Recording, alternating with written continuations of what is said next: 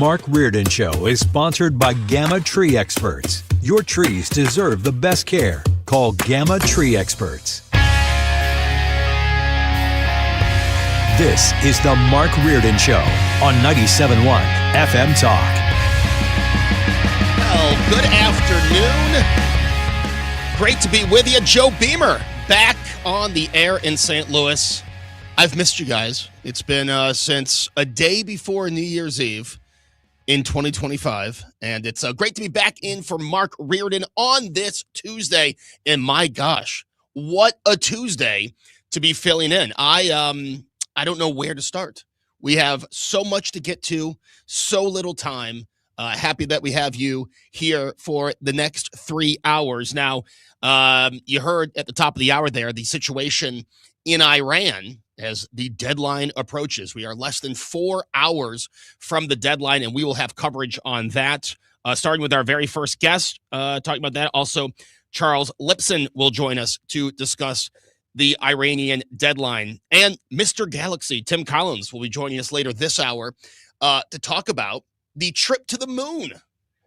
I've been absolutely fascinated with this. It's really made me nerd out on space stuff. And I have to be honest, I was not a big space person like in school, when the kids are into the planets. I never got into the planets. I never, Magic School Bus, Miss Frizzle, never really got into the planets. But this talk about the mission and the space, I have really gotten into to nerding out on space documentaries and everything. And I thought yesterday was very cool. Of course, it happened as I was on the air in Buffalo, but really cool stuff, getting further than any human has from the Earth. And we'll break it all down with Tim Collins. He is on the Buffalo Astronomical Association. And if you couldn't guess by the name, that's here in Buffalo, where I'm broadcasting from. Also, the decline of regional sports networks, as here in St. Louis, we are about to lose another regional sports network. And we'll talk about that later in the show as well. But I want to start where, obviously, all the attention's on, and that is on Iran and this deadline that the president has put out of 8 o'clock today. Now, we are hearing that soon the president will respond to Pakistan's proposal. You heard that at the top of the hour. But I have to say, and there are times where I have been very critical of the president's social media. I've been very critical of things the president has said. I have always said that I would take his phone away. I'm not the biggest fan of some of the stuff that he posts. But I'm sorry, I'm not going to get bent out of shape out of the stuff he's posted when talking about the deadline with Iran. I mean, this is a president who wants to make it clear that taking the deadline would be your best option. And yeah, you have to use language like he is using. Again, there have been times where I have been absolutely just appalled at some of the stuff that's been posted on social media by the president. Again, I didn't vote for someone for the way they talk. I voted for him for the way they act as president and put America first. And I am not upset. There's so many people. Oh my gosh, these posts. You got Ro Khanna. He was just on Fox a few minutes ago. Ro Khanna out there talking about the 25th Amendment. I'm sorry. Where were you after we had a president that couldn't complete a sentence in the middle of a debate? I didn't hear Ro Khanna out there talking about the 25th Amendment then when Joe Biden took 2 hours to finish a sentence on the CNN debate. So I don't, out of a lot of things the president has posted, I think, being tough and, yeah, using some harsh, tough language with, by the way, we are talking about leadership, a regime that their people chant death to America for the last 47 years. And as we speak, they are using their people as human shields. I'm sorry if I don't have a soft place in my heart for the Iranian regime. They are literally lining up women, children, as young as 12 as human shields around power plants and nuclear sites. So my apologies if I'm not, if I don't have a soft spot today for the Iranian regime. Too many times in the past, we have had leaders that put a line in the sand. And I don't know, does high tide come up or something? Because that line disappears. And I think President Trump is saying, hey, I don't want to be over there for the next years. I don't want my term to be defined by another endless war. You cannot have a nuclear weapon. You cannot harm our allies. This is the deadline. And I don't think there's anything wrong with that. And again, if you're going to call out the 25th Amendment for tough language to a country that chants death to America, I'm sorry if I can't take you seriously.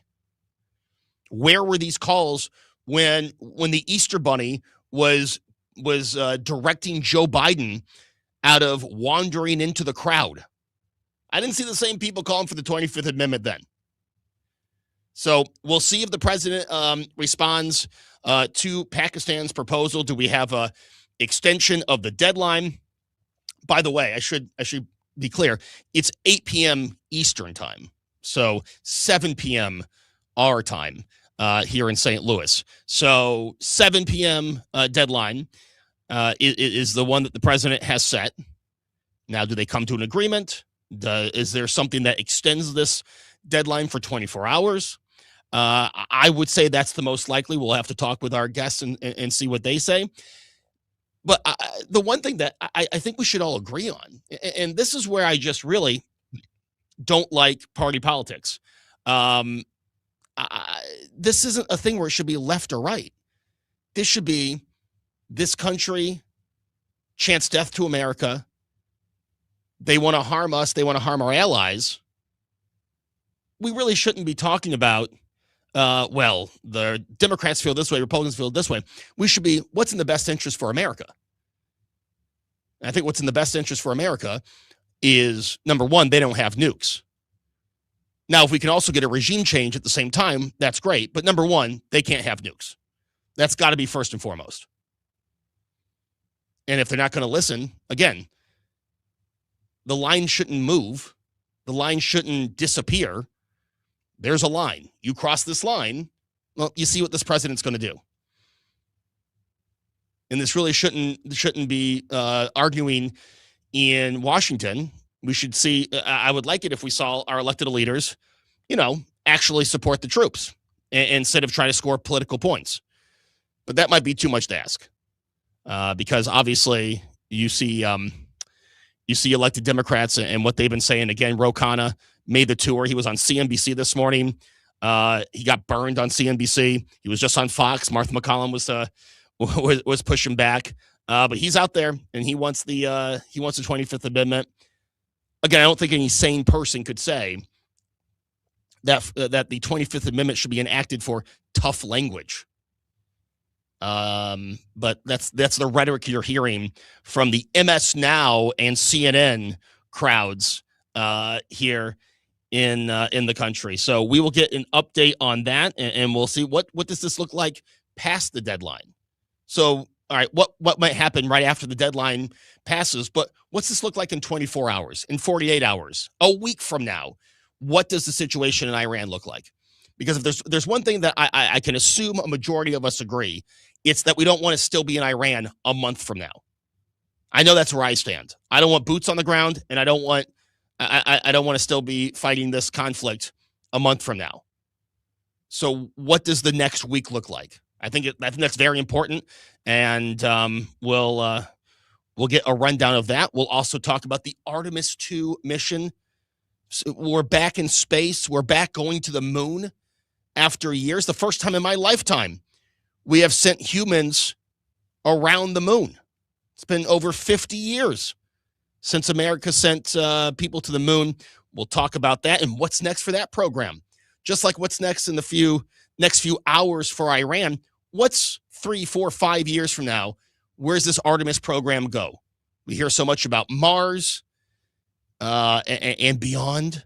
But what's the reality in our lifetime that we might see past the moon? We'll talk about that and the decline of regional sports. Also, the Regional Sports Network. Also, just a lot of stuff going on that I can't wait to bring to you. It's Joe Beamer in for Mark Reardon, and we are back after this. Traffic from the 97.1 FM Talk Traffic Center. Well, good afternoon. We've got a stall reported eastbound 270 just past Lindbergh. Watch for that one. It looks to me like the right shoulder is blocked. And there's a stall southbound 55 at Loughborough. Now, that is in the construction zone, and it's in the right lane, so this is creating a huge jam. There's only 2 lanes open there typically. So we have a parking lot jam back into the city. So if you are headed down from Arsenal, expect a jam. There's also a jam on southbound 270. We had an accident reported near Olive, and we've got heavy traffic back to about Dorset. Northbound 270 slows at 70. And the other serious jam is westbound 6440 trying to ramp onto southbound 270. Accident reported there and some slow-moving traffic behind it. Now, out west, 70, just moderate volume at Wentzville. 64, that's more like Lake St. Louis Boulevard out through the 70 split. And if you are headed into Illinois, there's just a little bit of volume. It's not bad. It's mostly eastbound 70 headed for 64. Due to road work. I'm Sue Thomas, and that's traffic on 97.1 FM Talk, St. Louis Conservative. Brought to you by USPS Ground Advantage. Business moves fast. When you ship with USPS Ground Advantage, you can keep up with confidence. Visit USPS.com/Ground Advantage to learn more. The Mark Reardon Show, 97.1 FM Talk, St. Louis Conservative.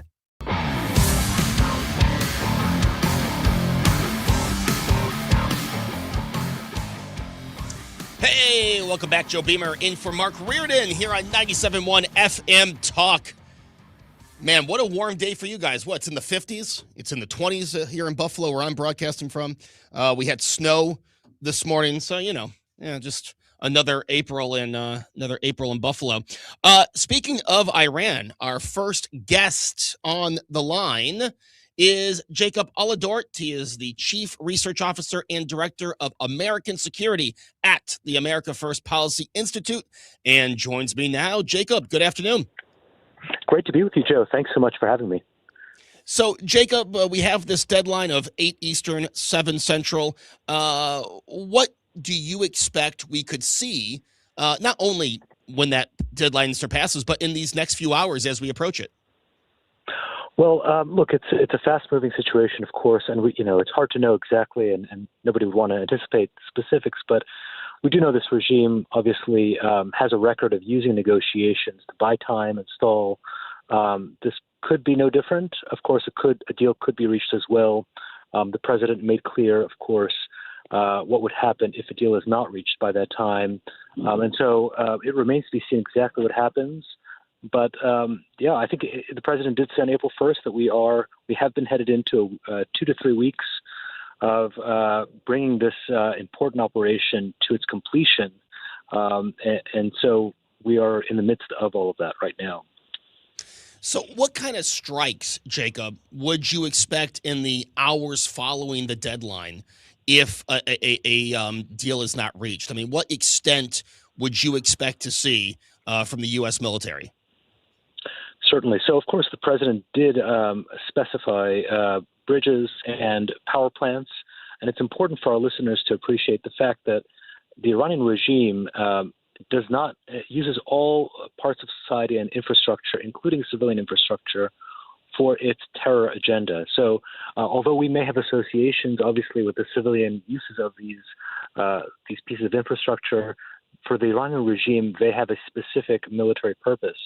There was a report that was just leaked from the IRGC in the last few days of a whole plan for how to use, for example, tunnels to store ballistic missiles.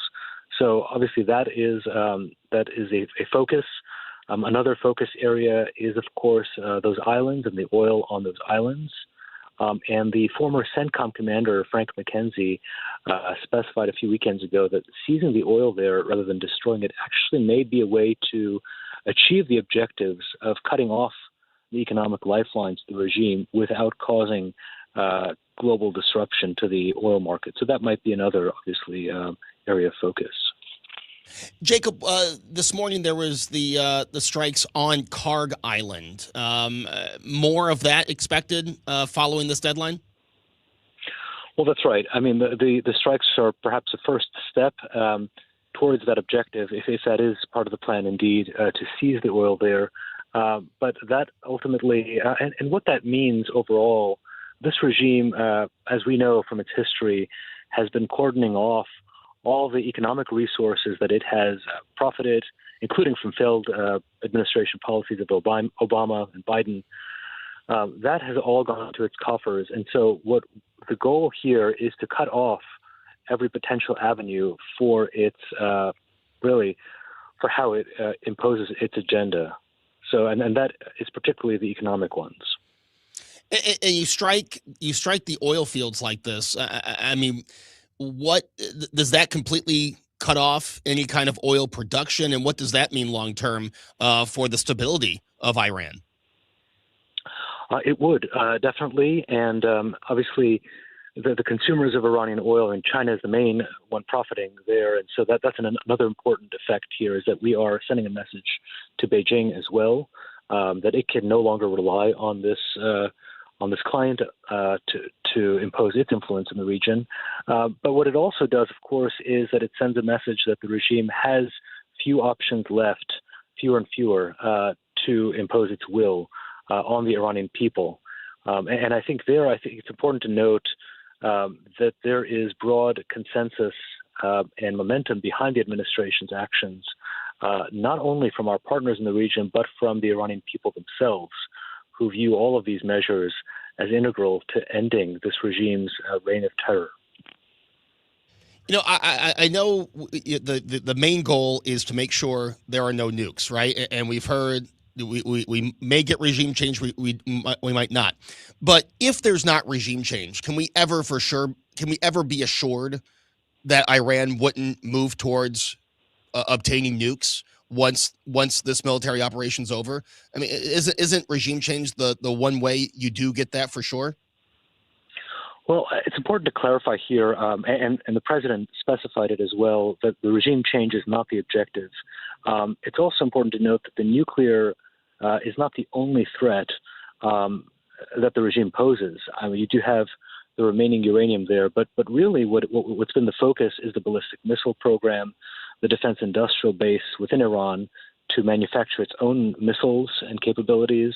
All of those threats aimed at the United States, aimed at other countries as well. That is the focus, degrading its military capabilities.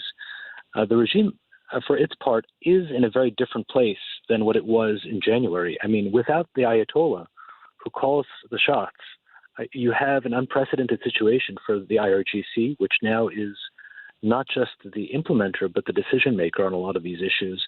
That hasn't been the case to this extent before. And so, what the next steps will look like are uncertain, obviously, and how the regime functions in this unprecedented but rather chaotic state is also unprecedented. But again, none of that is the objective for why we are proceeding with this operation. How amazed were you by the operation over the weekend to rescue the airmen?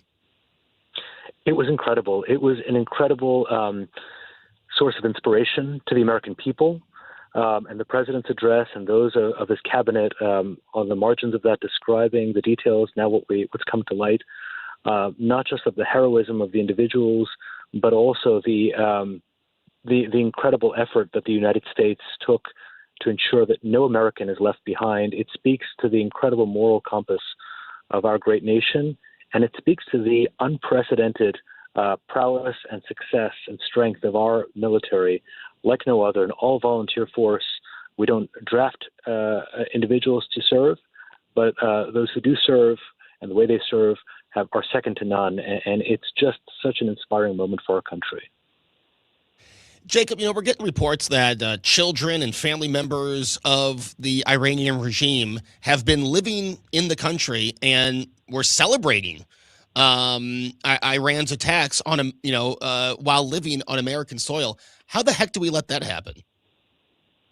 Well, this is A big part of it is our broken immigration system, of course, which the president and his team over the last year and a half have done so much to help correct.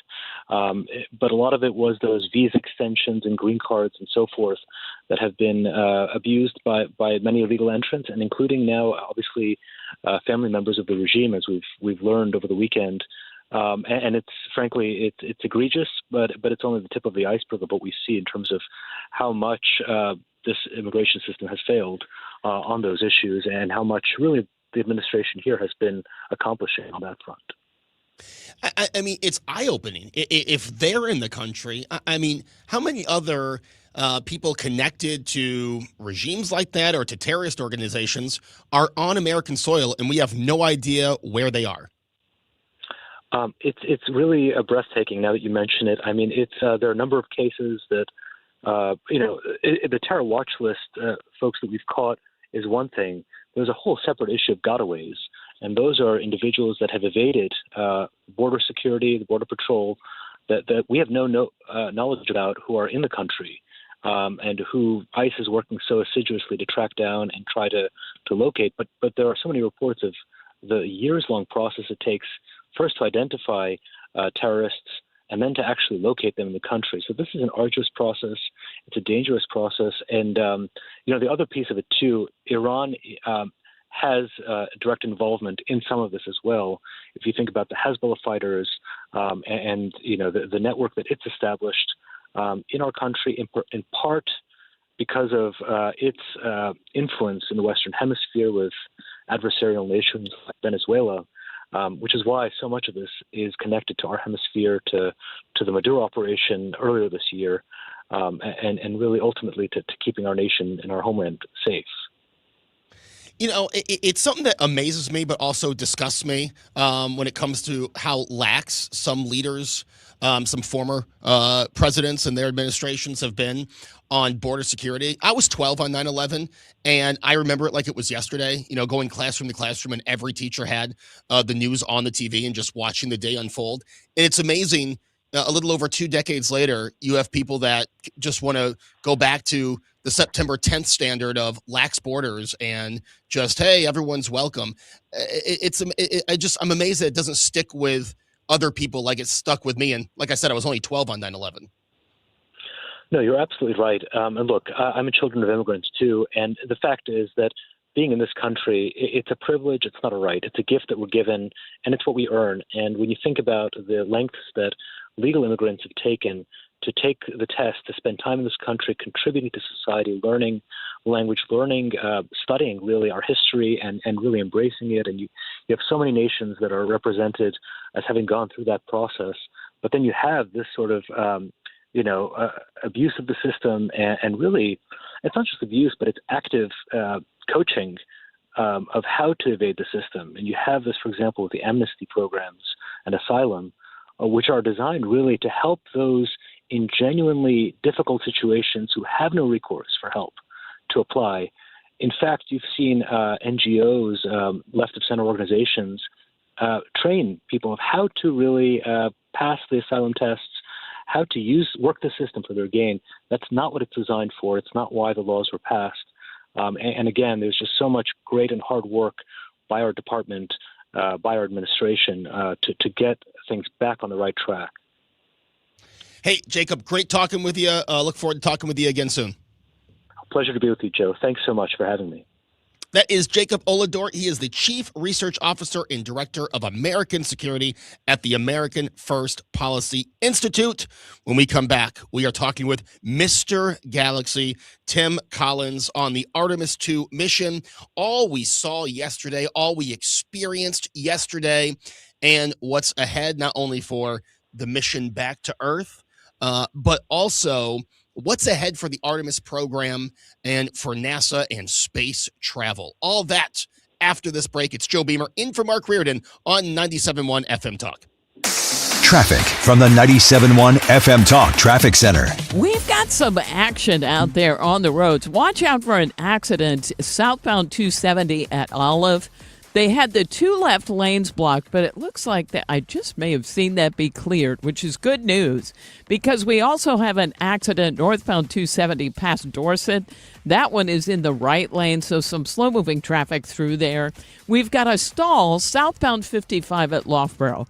And you think, oh, well, that's not... Well, except it's in the construction zone, so that only leaves one lane open. And we've got a jam behind it that's back near Arsenal. And an accident eastbound 44 approaching 141. That has caused delays this morning. Well, I'm sorry, it's this afternoon. And westbound 44, kind of a slow go from the Shrewsbury area to just past Elm. Then it opens up. 64 is lining up near Kings Highway out through McCausland, but it slows again on either side of Lindbergh, and then moderate volume out at Lake St. Louis Boulevard. 70 isn't as bad if you have a choice. I'm Sue Thomas, and that's traffic. This report is brought to you by Overhead Door Company of St. Louis. Midwest winters take a real toll on your garage door, and Overhead Door can come out and perform their 26-point tune-up on your garage door and opener. Just one price for up to 3 garage doors and openers. Go to overheaddoorstlewis.com. 97.1 FM Talk, St. Louis Conservative. If you need a new garage door, this could be your lucky day. Entries are now open for the $5,000 sweepstakes at Overhead Door Company of St. Louis. A winner will be chosen at random to receive $5,000 towards new garage doors, openers, or front entry doors of their choice. Enter now at overheaddoorstlewis.com. This is attorney Todd Nissenholtz of Kaufman Townsend. Many of our clients are victims of negligent drivers. They put their trust in us, and we help them recover physically and financially.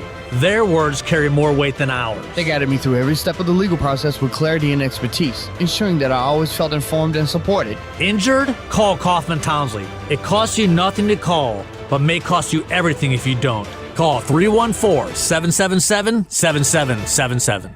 Your home is your sanctuary. Get the peace of mind you deserve with a free estimate on a Generac home standby generator from Generator Supercenter. They're the nation's #1 Generac generator dealer. With expert installation and 24-hour monitoring, Generator Supercenter won't leave you in the dark. Financing is available. Take control of your power today with Generator Supercenter of St. Louis. Call 314-499-2020. That's 499-2020 or GeneratorSuperCenterofStLouis.com. That's GeneratorSuperCenterofStLouis.com. Most sellers put their home on the market and just wait to see what happens. Hey, it's Mark Cox, and I'm with Gloria Liu, your home sold guaranteed realty. Gloria, is there a better way to sell? There is. Instead of listing your home the traditional way and hoping for the right buyer, I can get you up to 8 competitive cash offers right from the start. That means you're not guessing what your home might sell for. You're looking at the real offers and choosing the one that works the best for you. It also helps you to set the right price and create stronger demand if you decide to go to market. It gives you control, leverage, and a clear path forward before you accept just any offer. And remember, I'll guarantee to sell your home at 100% of the market value, or I'll pay you the difference. Before you sell your home, see what your options are. Call the one I trust, Gloria Liu, 314-325-6888, or visit GloriaHasTheBuyers.com. That's GloriaHasTheBuyers.com. Gloria and seller must agree on price and possession. Ready for instant curb appeal that comes with a 25-year transferable warranty? Call Rhino Shield today. We do brick, block, stucco, asbestos, aluminum, steel, cedar, and more. Over the past 20 years, we've done thousands of homes, businesses, churches, schools, condos, parking garages, large metal buildings, and strip malls, from Champaign to the Lake of the Ozarks. We do flat and sloped metal roofs to extend their lives too. Proud to be veteran-owned and manufactured in the good old USA, so we're tariff-free. We're exceeding expectations every day. Evaluations are free. A+ rated with the BBB and a lot of 5-star Google reviews. Call 877-25-RHINO, 877-25-RHINO, or 877-25rhino.com. See what we did there? Genius.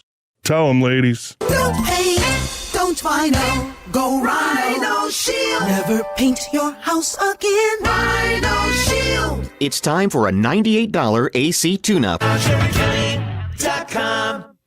The time is 3:32. This time check is brought to you by Jerry Kelly Heating, Air Conditioning, Electrical, and Plumbing. From Troy, Missouri to Troy, Illinois. 97.1 FM Talk, St. Louis Conservative.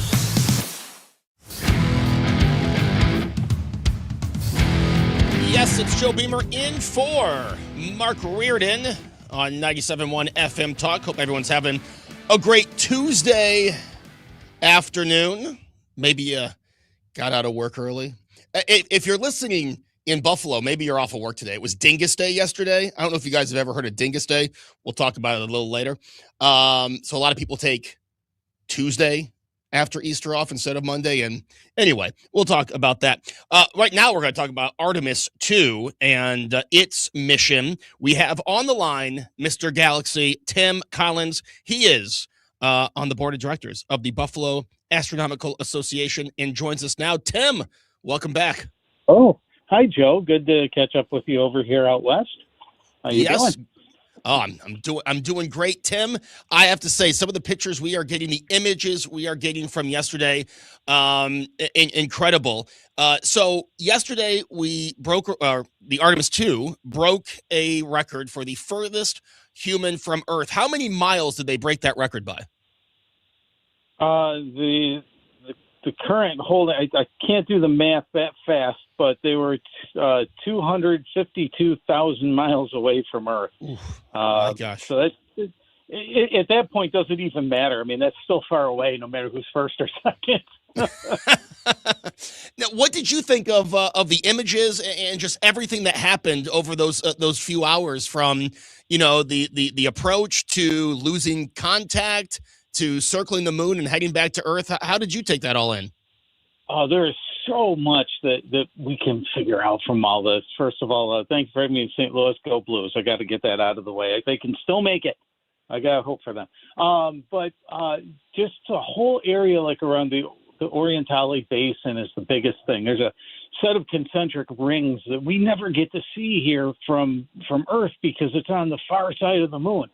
And they got the best look that anybody's ever had, and it's going to be incredible seeing the rest of these pictures. They got the concentric rings, 3 or 4 of them, just crater after crater. And the far side, they looked at the South Pole. They even saw a total solar eclipse when they maneuvered, the spacecraft to get in between to get the moon in between them and the sun. It was amazing.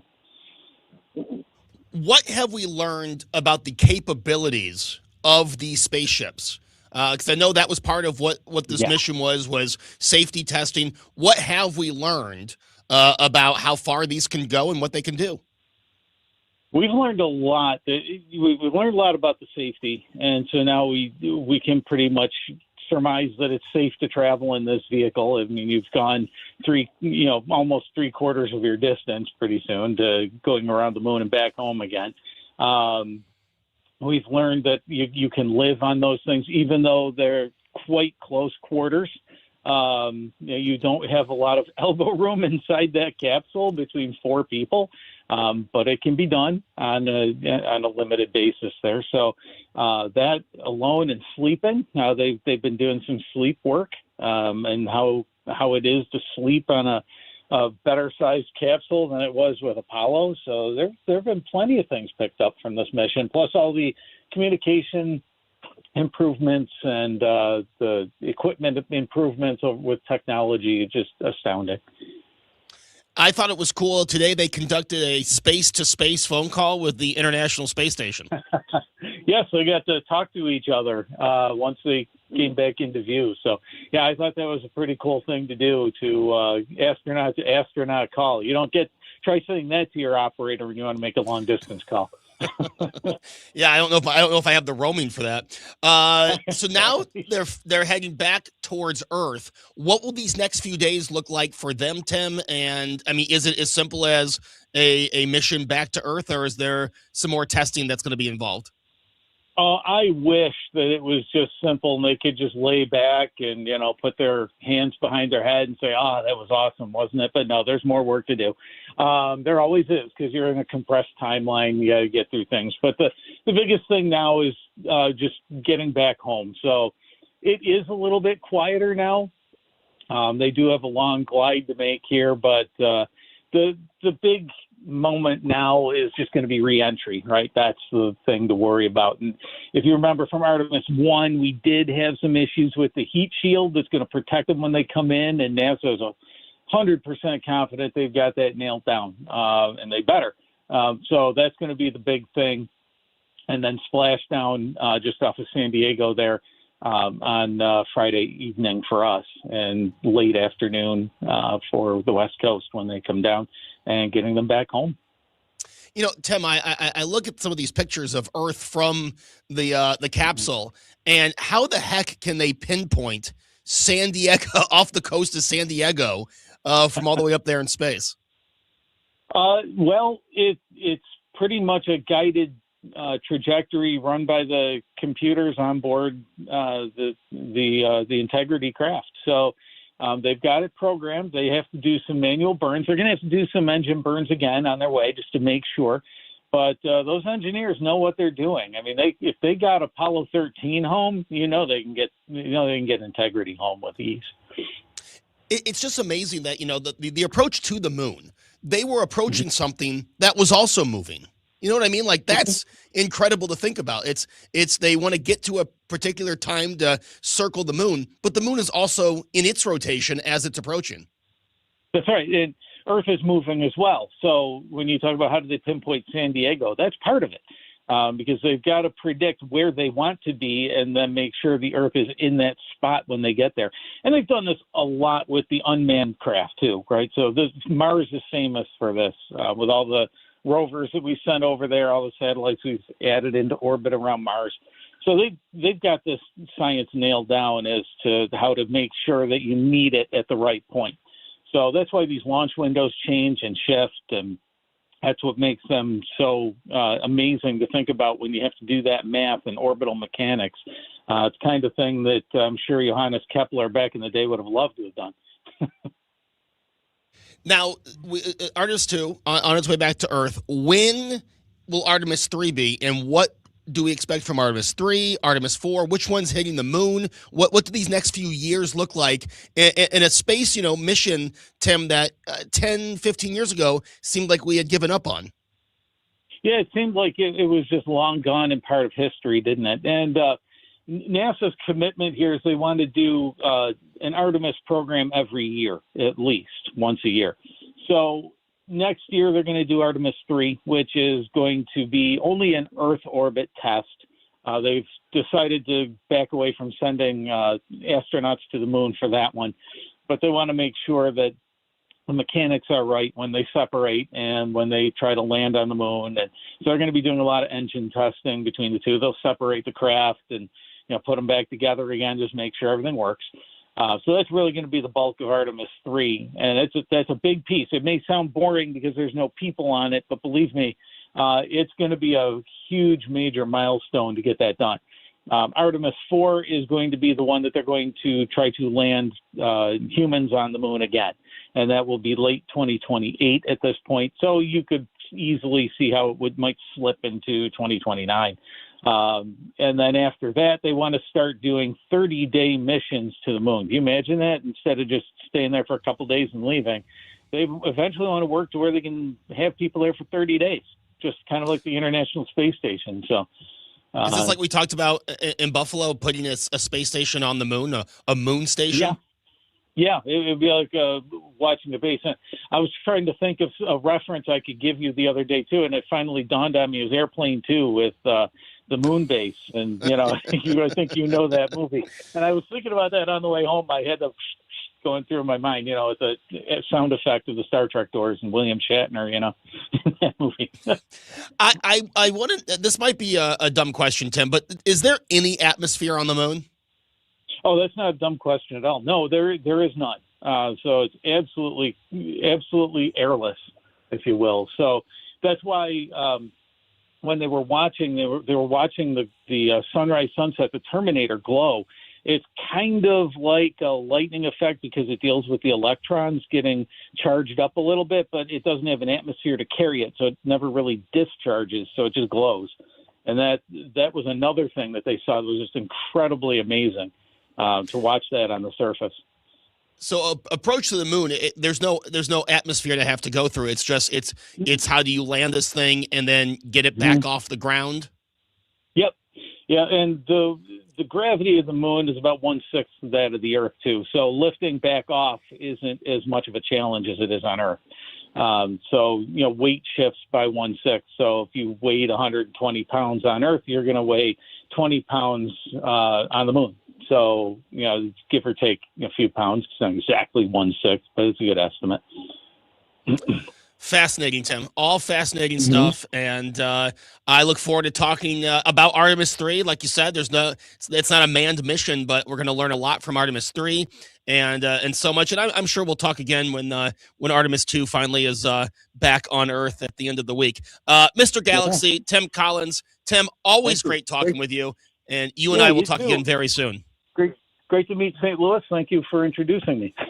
You got it. That is Tim Collins. He is Mr. Galaxy, and he is on the board of directors at the Buffalo Astronomical Association. Great to catch up with Tim. We talked right before this mission took off last week on my Buffalo show, and great to catch up after yesterday, a historic day, and the space mission, the space program, it's back. It's back after years. I mean, do you realize we were paying $80 million to put astronauts on Russian spaceships? But now we're back. We're blasting rockets off, and we're putting people back on the moon and beyond. It is Joe Beamer in for Mark Reardon, and we are back after this. Traffic from the 97.1 FM Talk Traffic Center. Yes, we have had some issues on the roads this afternoon. If you are a southbound 55 driver, they've cleared the stall past Loughborough, but we still have some slow-moving traffic. And there's a stall now westbound 6440. That one at the inner belt in the left lane, that's causing a delay. 44 westbound is slow between Shrewsbury and Elm, if you travel there. Well, eastbound 44, there was an accident before 141. So traffic is a little slow in both directions in that area. We've had some issues on 270. The accident northbound past Dorset in the right lane. Then southbound, we had one at Olive. It looks like it's now just filled in, and southbound has slow pockets from 70 down past Doherty Ferry. And if you're 70 westbound, a little slow at Natural Bridge and at K. On the Illinois side, 70 eastbound slows at 64. 64, due to road work, is slowing as well. And that's on either side of 141. I'm Sue Thomas, and that's traffic on 97.1 FM Talk, St. Louis Conservative. 97.1 FM Talk in Action is spotlighting Our Ladies Inn, providing safe shelter, care, and support for pregnant women and children facing homelessness. Since 1982, they've helped local families build stable, independent futures. Learn more at OurLadiesInn.org. If you can sense spring in the air, you're not alone. It's a perfect time to get Corel Roofing Company to come over and give you a free roofing inspection. Mark Cox here. You know, my friend Curtis has been at this a long time. Here's what he can do. If your insurance company has denied coverage for your roof, call Curtis. He specializes in working with insurance companies. You can get a second assessment from them, and often they're able to work with that insurance adjuster to find a way to get it covered. They are honest. They're going to give you a true evaluation of what's going on. Curtis is not going to overcommit on your roofing job. A lot of other companies do this. Curtis feels like quality suffers and customer service drops off. It's important to pay attention to details. Quality materials, quality workmanship. It's certainly what I got when Corel Roofing put a brand new roof on my house. Call 314-222-9529 right now. Tell them Mark Cox told you to call, or go to CorelRoofingCo.com. Don't let tax refund worries hold you back. File now with TurboTax on Intuit Credit Karma. They'll find every credit and deduction to help you get every refund dollar you deserve, or your money back. Start filing today in the Credit Karma app. Mark Reardon is St. Louis Conservative.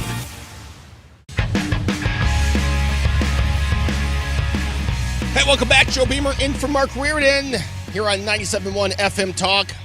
I've got to apologize. I didn't turn my mic off in the first segment, and I burped, and that was really rude. And I just want to apologize to everybody for that. That was very non-professional of me, and I'm not representing myself well, so I apologize.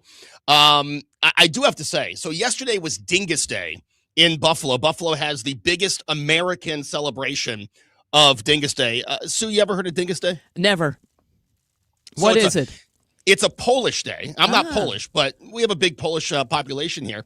And I mean, number one is drinking. And, in Buffalo, we have to numb the pain somehow. So lots of drinking. I mean, it's 28 degrees right now outside. Do I have to say anything more? No, you do not. It's and we have a big parade that goes through what used to be the Polish part of the city of Buffalo, but most of the Polish people have moved out of that, 50 years ago. But they still have the parade, and now. Wait, what are we celebrating? What is a dingus? I'm still lost. It's the day after Easter. They call it Dingus Day. Okay. Now, I'm a little foggy on how it all started, but we have the big parade, and then the bars are packed. A lot of people take yesterday off and today because, so the city's actually full of people, which is not a regular thing here in Buffalo. And now this doesn't happen a lot because it's not usually warm on Dingus Day. You shoot people with water guns, and if you want to flirt, you buy pussy willow branches and you tap your crush with a pussy willow branch, and that is Dingus Day. You say, all right, that's the big day. So outside of Buffalo, people are probably like, what the heck? I mean, we had a home Sabres game last night, and I would probably say that 80% of the crowd was intoxicated already because the Dingus Day parties, and I'm not exaggerating for the air here, started at 9 a.m. I actually was thankful that the president did his speech during my Buffalo show because no one was calling in on Dingus Day in Buffalo. Well, heavens, no. Question, is there polka music? Oh, Sue, how did you know? Because as soon as you said Polish Day, I thought, ooh. Oh, the polka music, every bar you go into has the live polka. I love it. And it's great. But the funny thing is, and I don't know if you guys have something like this, we have something called the Broadway Market. 11 months of the year, nothing happens at the Broadway Market. It's dead. But Easter week, the weeks leading up, and Dingus Day, packed with people because, well, that's where my grandparents went and all this. But, again, people have moved out of the neighborhood, so there's no one going there. The grocery store moved out. And but every year, that's where people pack. Like I said, bars are packed at 10 in the morning on a Monday. So if you're ever in Western New York on Easter Sunday and you're wondering where's the rush hour traffic on the Monday after, it's Dingus Day. So that is hilarious. All right, I have to find out what a dingus. I just that word is killing me. Dingus Day, and but it is interesting because every year we talk about what are we going to do with the Broadway Market. And, the city of Buffalo has no money. Wait, what is that? Is it an open market? Is it what is it? Yes, so it used to be a grocery store. It's not anymore. It's now an open market. So you have these vendors that will go there. But again, they're just there for the 2 weeks leading up to Easter. And the answer is, let's not address why everyone's leaving Buffalo. We're going to pump $40 million in a city that has a deficit of $109 million. And to me, it's just the dumbest thinking. I don't know, spend that money on keeping people here. Instead, people are flocking to Missouri, leaving this poor state. And what's the answer? Let's throw money. That's not going to bring vendors. It's not going to do anything. It's going to be like, hey, it looks nicer for the 2 weeks that people actually go to it. Okay, here's what AI says. Okay. Key customs of Dingus Day include throwing water and tapping with pussy willows to symbolize cleansing and fertility. Yeah. I've always understood it as you hit your crush, you tap your crush with the pussy willow branch. Well, yes. Well, perhaps you're cleansing for $5. and fertility. Oh, you $5? Oh yeah, $5. That's a deal.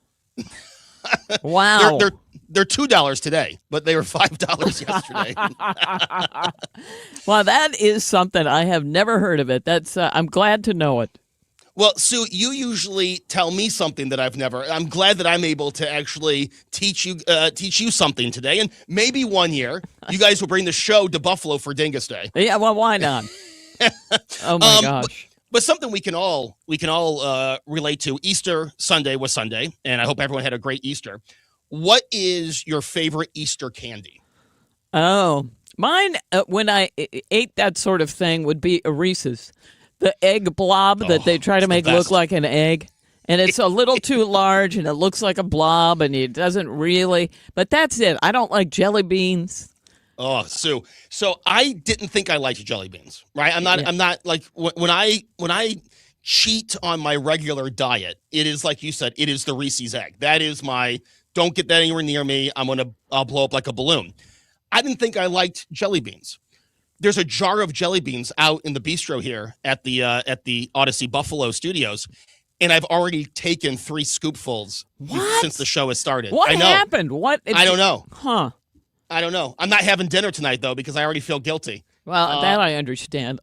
I will have some jelly bean tidbits for you coming up at Sue's News. Oh, well, yeah. I didn't think I liked jelly beans, but if you're watching on the camera, how do you think you don't like it, and then suddenly one day explain? I don't even know why I took the first scoop. I guess, you're in conversation. You're like, oh, these jelly beans are here. And I go, yeah, these aren't half bad. Interesting. These are pretty good. So I brought some into the studio. It was a contest. We were supposed to guess how many jelly beans were in the. Okay. I did not win. I was over 1,000 off. So my jelly bean guessing was just as good as my March Madness bracket. Yeah, mine too. Yeah. Oof, embarrassing stuff.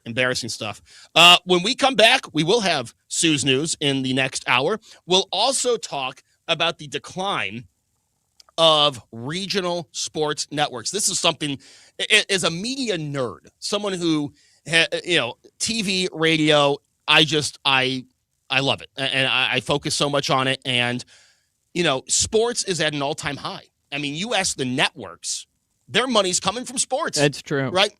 I mean, look at NBC. NBC has Sunday night everything now. Football, baseball, basketball. So what have the regional sports networks done to fall apart? And we're going to talk about that in the next hour. As I said, we'll also have Sue's News and Charles Lipson coming up in the show. Joe Beamer in for Mark Reardon. So happy to be here with you on a Tuesday on 97.1 FM Talk. Traffic from the 97.1 FM Talk Traffic Center. If you are leaving downtown, westbound 70 has some moderate volume in pockets from Jennings Station Road out through Wentzville. 6440 is worse. It's heavier traffic, and that's Kings Highway out through McCausland. Eastbound, we had an accident past the Interbelt that caused a delay. And then westbound, slow pockets approaching 270 out through the Wentzville area.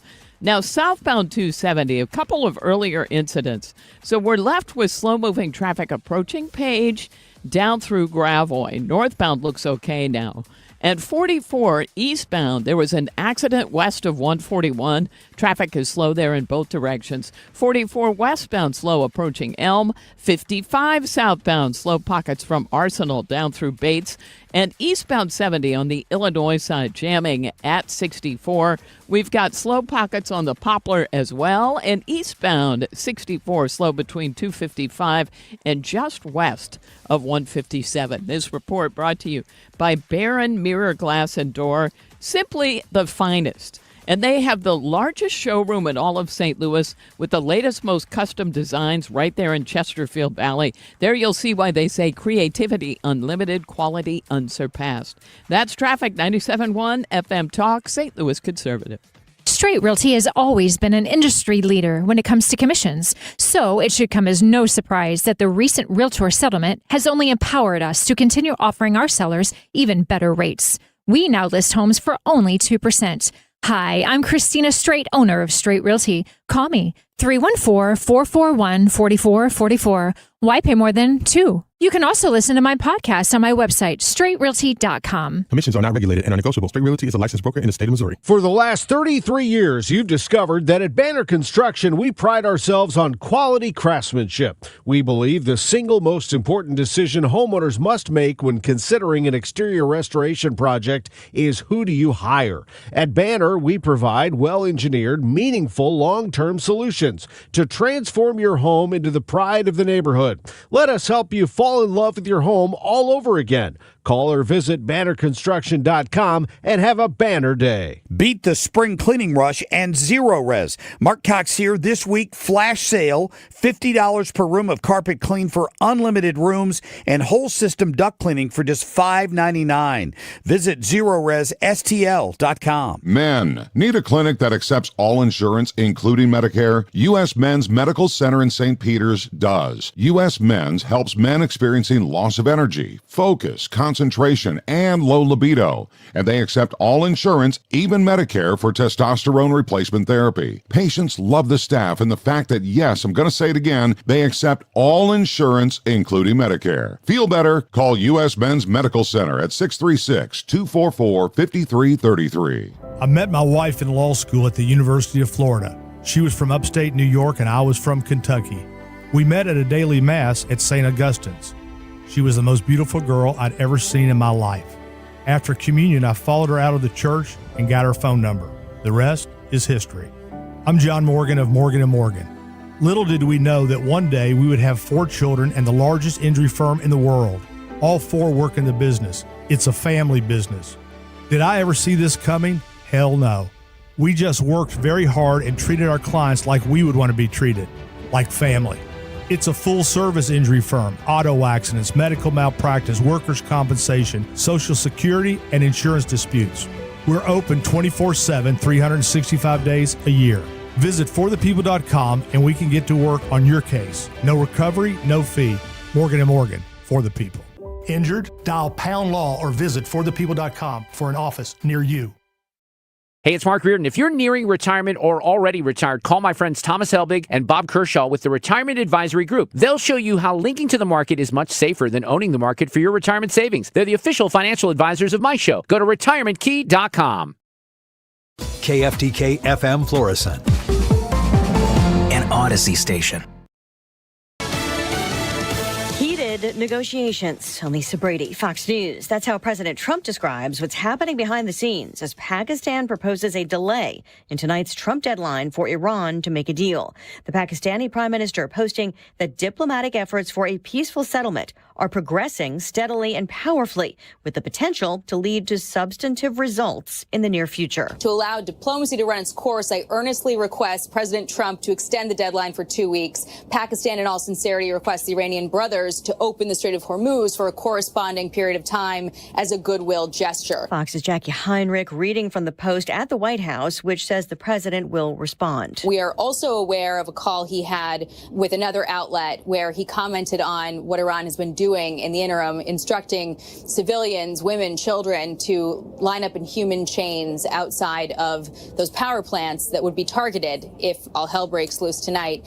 He called that totally illegal. Pope Leo calling it truly unacceptable for President Trump to post earlier that a whole civilization will die tonight if Iran fails to meet his deadline for a deal that includes reopening the Strait of Hormuz. Acting U.S. Attorney General Todd Blanche facing questions about the Justice Department's take on whether hitting bridges and power plants would be considered a war crime. We support the Department of Justice, as it always does, supports the Department of War, the White House, Department of State, to the extent that's involved, and our intelligence communities to the extent that that's something that's appropriate. He says they've offered counsel without revealing specifics. Veteran American Mideast reporter Shelley Kittleson, who was kidnapped from a Baghdad street corner last week, is released. A senior administration official confirming this to Fox News, saying U.S. officials worked with the Iraqis to free her from an Iran-backed militia in Iraq, but no word on her condition or location. America is listening to Fox News. It's tax season, and at LifeLock, we know you're tired of numbers. But here's a big one you need to hear. Billions. That's the amount of money in refunds the IRS has flagged for possible identity fraud. Now here's another big number. 100 million. That's how many data points LifeLock monitors every second. If your identity is stolen, we'll fix it guaranteed. One last big number. Save up to 40% your first year with promo code NEWS. Visit LifeLock.com for the threats you can't control. Terms apply. I move mountains for a living. Literally. That means I don't carry hand lotion, and when it comes to serious heartburn, I don't mess around with anything but Rolaids. Rolaids' dual-active formula has calcium carbonate and magnesium hydroxide that relieves heartburn fast. Yeah, you heard right. 2 actives for that powerful relief. And the best part? The roll fits right here in my pocket, so I can get back to moving mountains. Rolade spells powerful relief. Read each label. Use as directed. Keep out of reach of children. Air Comfort Service, heating, cooling, and insulation. Weather. This looks like the coolest afternoon of the week ahead. 54 should do it for the high with a mix of clouds and sunshine on this Tuesday afternoon. Tonight, partly cloudy, 41. The evening will be kind of chilly. Wednesday, sunny, a chilly start, breezy. Southerly flow comes back quickly on Wednesday. Let's pop it to 73 and 77 on Thursday. This is 97.1 FM Talk. Chief Meteorologist Dave Murray. This hour of the Mark Reardon Show is sponsored by Gamma Tree Experts. Your trees deserve the best care. Call Gamma Tree Experts. This is the Mark Reardon Show on 97.1 FM Talk. Yes, welcome back. Hour number 2 here with you, Joe Beamer, in for Mark Reardon. And, you know, I was going to say congratulations to a hot start by the St. Louis Cardinals after taking 2 of 3 from my beloved New York Mets. But they took 2 of 3 from the Mets and then lost 3 of their last 4. So not the hottest start. But, hey, they took 2 of 3 from the Mets. Mets looked like, well, I can't say the word on the air, but they looked awful in that series in St. Louis. And, you know, the beautiful thing about baseball is the season is still young until the All-Star break. So anything is possible between now and the All-Star break. And as Tim Collins said at the beginning of his phone call, the Blues only sitting 4 points outside of a playoff spot. So that's kind of a turnaround since the last time I was on the show. Yeah, that's a big turnaround. Right? Uh-huh. They were looking to pick up the pieces in December, and now 4 points out. I remember they played the Sabres. The Sabres also having a turnaround. They've clinched the playoff spot for the first time since I was a senior in college. Wow. The Buffalo Sabres are in the playoffs. So that's fun. And I hope the Blues make it. That's Hey, Joe. I think Joe, yes. it's Fred. I'm here in studio with Sue as well. Let me tell you a couple things. First about the Blues. I'm going to the Blues game tonight. And all right. If you look at the month of March, I think the Blues have the best record in the Western Conference. I think they've been like 14 wins, 3 losses, 3 ties. So they've had the most points of all teams in the Western Conference in March. So they're hot, but they've got to really stay hot if they want to make the playoffs, because they've got still 4, maybe 3 teams to hop over to make it into that final playoff spot. And and secondly, about the Cardinals, I'm grateful for any wins. So I think it's a great start to the season already. Yeah, right. Because we were talking with Ethan, and you know, everything was like, well, it's still going to be what 2 to 3 years before. Hey, just be happy. They got a 500 record, but the Blues, big game tonight, Fred. You get to see the best team in the NHL at the arena, the Colorado Avalanche. Yeah, well, the Blues beat them on Sunday, so there you go. That's great. That's great. I think St. Louis has some of the most passionate fans. I've always said I think the Cardinals have the best fans in the MLB. I mean, St. Louis is a baseball town. If I'm getting that right from my observations of St. Louis. Did you hear what the Mets broadcasters said last week when they were at the game? No, I must have missed it. Oh, yeah. They said on air they were really kind of knocking the lack of people they saw in downtown St. Louis. And they said it was like someone set off a neutron bomb in the city of St. Louis and kept the buildings but killed all the people. Oh, wow. Now, of course, this is true. It's also during a rain delay. But anyway, we didn't love it. And a day game. Yeah, so where would anybody be? We didn't really love that. No, but it brought up something that I was actually looking into when I was getting ready for the show, downtown vacancy rate. Because here in Western New York, we have not recovered from COVID. I mean, Buffalo is just on a downward trajectory. And it's sad. I mean, we have over a 20% office vacancy rate. And, you know, Buffalo's nowhere close to the size of St. Louis. So 20% is a pretty big amount of empty space in downtown Buffalo. And I was looking at the vacancy in St. Louis. I mean, do you guys feel like it's recovered since the pandemic there in St. Louis? Fred? I don't think so. No, I don't think so. I don't think I don't know has. if it's all because of COVID or not. But yeah, I don't think things are great when it comes to office, occupancy I'm not in sure downtown. that is there a city that really has come back 100%? That's a great question. Yeah. Just killing it as far as that goes. I mean, once we learned that we could all do a little bit from home, I think a lot of people said, "Hey, that's not too bad."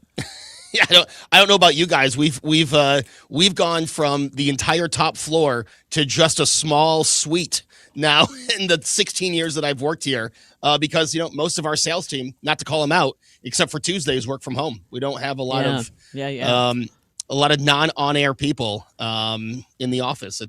It's kind of a ghost town here in Buffalo. But I would say the only city, Nashville. I think Nashville is probably okay. That is a good pretty point. well. I think you're right about that. There might be another one or two. I just don't know.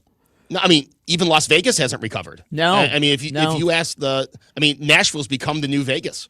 It's true. It really is true. Yeah, that is true. We know New York City hasn't recovered and never will, but that was the irony of the comment. But yes, yeah, mm-hmm. Yeah, exactly. I mean that's because of incompetent leadership all throughout the state. It is sad. I say this. A lot of people here in Buffalo, they don't care if they never go to New York again. But it is sad because outside of the states, New York is still, people look at that as America. And it is really sad what that city has become and how people are just letting it fall apart. I mean, it'll take time because it's millions and millions of people. But I think it's devastating what's happened to New York City. Okay, Joe, I got a message on X that said the Polish pronunciation is dingoose day. Dingoose. Now, this is a guy who said Broadway Market, he shopped there for decades. Originally, it was an open market. Then they built the enclosed building. They had vendor stalls. It was vibrant and packed through the 70s. Then, as you said, Polish residents of the area died or moved away. But he said they always pronounced it dingoose. Okay. Oh, my gosh. I mean, what do I know? I've been pronouncing it wrong for 37 years. But yours is funnier. Dingus cracks me up. I mean, we've always called it Dingus Day when we have the head of the parade on, but that could just be over the years, right? People just got lazy with the pronunciation. Yeah, I don't know. But it's amazing to hear these stories because we have two buildings within 3 minutes of each other, the Central Terminal and the Broadway Market, that used to be just vibrant, right? People getting off the train. Central Terminal closed in the late 70s. And as the person at X said, I mean, the Broadway Market just has never been what everyone, my family's not from Buffalo, so it's not like my parents tell me this, but from what I hear from my listeners in Buffalo, it's just nowhere close to what people remember it. And it's kind of sad. It's kind of sad that stuff like that falls apart. I'm excited. I'm for the NHL playoffs, and I hope tonight you see a win. Oh yeah, and I hope the playoffs make it to St. Louis. Like I said, I think I've always thought, as a diehard sports fan, that St. Louis has great fans. I don't want to bring up bad times, but I think what the NFL did to you guys was awful. And I don't know. Do you think you'll ever get an NFL team? I don't know. No idea. Yeah, no idea. I think people are happy with the Battlehawks that we have here right now, which is in the, UFL, I guess is the league right now. Daniel said, the UFL. I mean, yeah. I don't, but it's not the same. Let's not fool ourselves. So it's fun to watch, but yeah, it's just you wonder now that the state of Missouri will not have a football team starting in 2030. You wonder if that will put extra pressure on St. Louis to attract an NFL franchise. Yeah, we'll see. I don't know. It's so much money now. Yeah, and a lot of these downtowns about which we were speaking can't really afford it. Yeah. I mean, our stadium is far away from the city. Here in Western New York, and we just put a $2 billion, again, a city that it is $109 million deficit. We just built a $2 billion stadium. So yeah, you do have to consider the price tag and is it worth it? I mean, I obviously am blinded by my my love and passion for sports, but it's a fair question to ask. Mm-hmm. Is it worth the investment that the town, the county, and the state will be forced to pay? Hey, when we come back, Sue's News here on 97.1 FM Talk. Traffic from the 97.1 FM Talk Traffic Center. On the roads, accident reported westbound 6440 just before Highway N.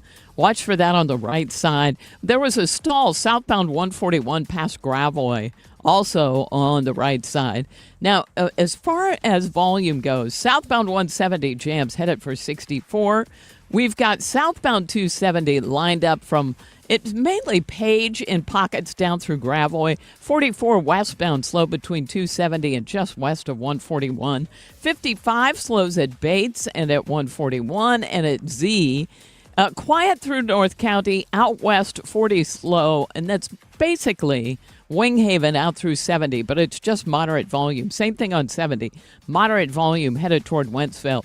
There's heavy traffic eastbound on the Poplar Street Bridge and coming off the Stan Musial Veterans Memorial Bridge. This report brought to you by Point with an E Pest Control. I'm Sue Thomas. That's traffic. 97.1 FM Talk, St. Louis Conservative. Termites cause $5 billion in damage to homes and businesses in the U.S. every year. Call Point Pest Control now at 636-798-0023 and reclaim your space from unwanted pests. That's 636-798-0023. PointPestControl.com. License number GL250000615. Hey, it's good to hear you. Hey, Dad. Isn't it good to see ya? Yep, but with smoke alarms, we need to hear them. If one alarm is downstairs, you might not hear it upstairs. At school, everyone hears the fire alarm. That's why we install hardwired smoke alarms that all go off together, just like school. Smoke alarms done the right way.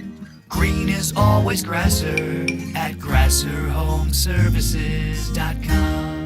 Why do the national tax resolution firms need the tiny fine print at the bottom of all their TV ads? Hi, this is Lance Drury with the Lance Drury Law Firm. You don't hear fast-talking disclaimers in our ads because the claims we make are 100% transparent. The Lance Drury Law Firm primarily focuses on one thing, IRS problems, and we're regulated by the Bar Association, and we have a AAA rating with the Better Business Bureau. IRS issues are serious legal issues. The Lance Drury Law Firm has helped thousands of clients navigate the best resolution plans, and we tell you up front exactly how much it'll cost. Tax resolution law is all we do. So before you send money to some out-of-town, high-pressure salesperson, give us a call at the Lance Drury Law Firm, located right here in St. Louis. Call today to schedule your free consultation with me, 314-260-6120, or visit LanceDruryLaw.com. The choice of a lawyer is an important decision and should not be based solely upon advertisements. According to MasterCard, nearly half of small businesses have been a victim of a cyber attack. As cybercrime escalates, ThrottleNet is calling on businesses to strengthen their security posture by taking a free online IT security audit right from your desk. This 3-minute online assessment provides an immediate score to see security gaps and vulnerabilities in your network. For 26 years, ThrottleNet has supported your business IT everything right here in St. Louis. In fact, no client of ThrottleNet has ever paid a ransom. So visit ThrottleNet.com/971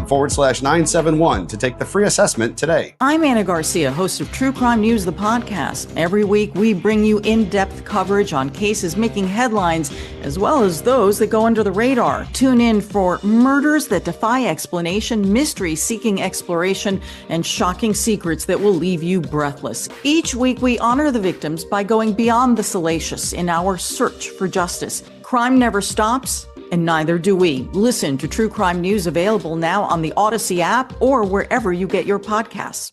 The Mark Reardon Show is St. Louis Conservative. Yes, we are back. Joe Beamer in for Mark Reardon. And now, as this time every day, it's time for Sue's News.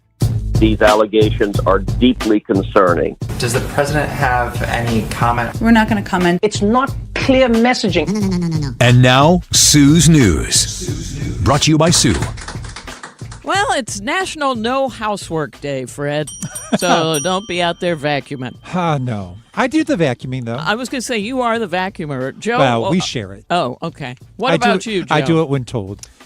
It's shared, but it's shared. But like Fred said, I usually am told, hey, could you get that when you get home? So. Yeah, that's fair. Yeah. Is there do you have the clear lines of demarcation?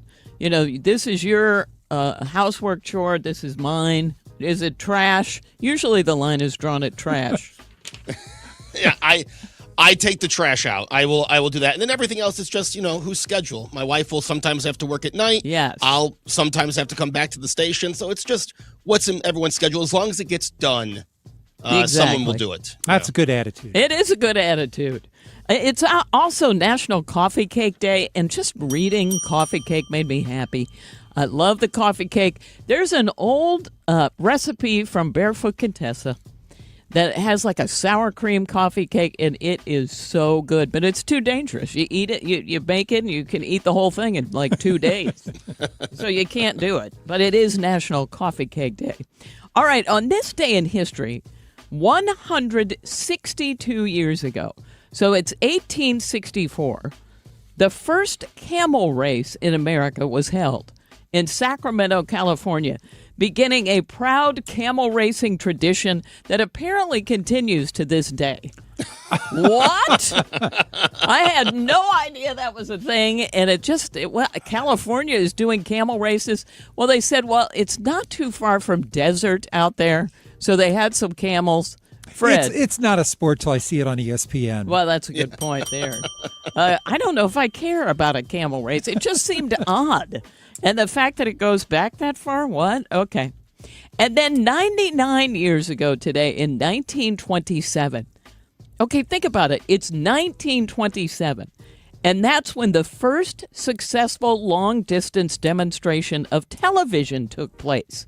They had an audience in New York see an exciting image of the Commerce Secretary Herbert Hoover transmitted from Washington. And it was 1927. So TV did not become it did not become common until, the 50s, and then by 1960, more people had it. I'm going to look at you, Fred, not that you would know. But I think I agree, Sue. Don't you think that's what it would be? Probably, yeah. So right. The fact that this happened in 1927 blew my mind. They were really figuring it out early. That's true. I kind of think of like the I Love Lucy time. Right. As the main time when TV got going. Yeah, and they remember those. Every now and then you'll drive by in a neighborhood and see one of those monstrous televisions out on the corner. Somebody's hoping that somebody will come by and get it, like with the whole console and the speakers on the side. That's how I picture it. Oh, yeah. Good time TVs. Woo! And then on this day in history, 56 years ago, it's 1970. And having starred in over 200 films, who do you think got his first Oscar for Best Actor? It's 1970. And he's starred already in 200 films. If you can't think about it, Fred, I will give you the answer. Give me initials. J.W. Come on, boys. John Wayne. Way off. John Wayne. That was too easy. Yeah, he got his first Oscar after being in 200 films. He didn't get it until 1970 for his role in True Grit. Now, Jeff Bridges, redid that. He was up for the Oscar for the same role in the remake, but he lost to Colin Firth for The King's Speech. King's Speech was excellent. Did you see any of those? Joe? No. Nothing? No. Oh, you guys. I guess I'm still a member of SAG, and that's the year I actually watched everything and voted. The DVDs. Yes. Oh, my gosh. It's such a good movie if you want to go back and see it. All right. People are calling out federal authorities. I had not heard this. They put tall fencing at Battery Park in New York City, which is now blocking the view of the Statue of Liberty. And the authorities say it's to protect people boarding the ferry to go see the statue. I don't even understand that. Locals think it's ridiculous because you pretty much have to pay now to go see a statue that represents freedom. But we've got some sound bites from people on the street talking about it. If there's a fence, you can't get a good shot. You can't see anything. The irony is that you're getting on this ship to go see the Statue of Liberty, which represents freedom, right? It's too tall, too long. It doesn't need to be all the way through the promenade. Take it off. Take it off. Let the people enjoy, right? I am the acting attorney general. Isn't that weird? I'm trying to picture. I am too, where it and I is. can't do it. Joe, do you know New York City enough in your head to be able to picture that? Yeah, I mean, I'm picturing like the view from like the business district, and that being obstructed. It must be. Yeah, I didn't know that the people on the ferry were in danger. Right. What does that even mean? Yeah, like that's a little concerning. You know, I wasn't at the Statue of Liberty, but I was, Yeah. in Manhattan a couple weeks ago, and I didn't notice anything. Yeah, apparently they've just done this. So I don't know if it's about Mamdani. I don't know what it is, but the peoples are not happy. Well, it just sounds dumb. Yeah. All right. After the Late Show with Stephen Colbert ends in May, it's going to be May 21st, Comics Unleashed with Byron Allen is going to take over. Byron is paying for the time slot. So instead of paying Colbert, what was it, $60 million, and he had that huge staff, they're now going to get money for it. And this explains a lot, does it not?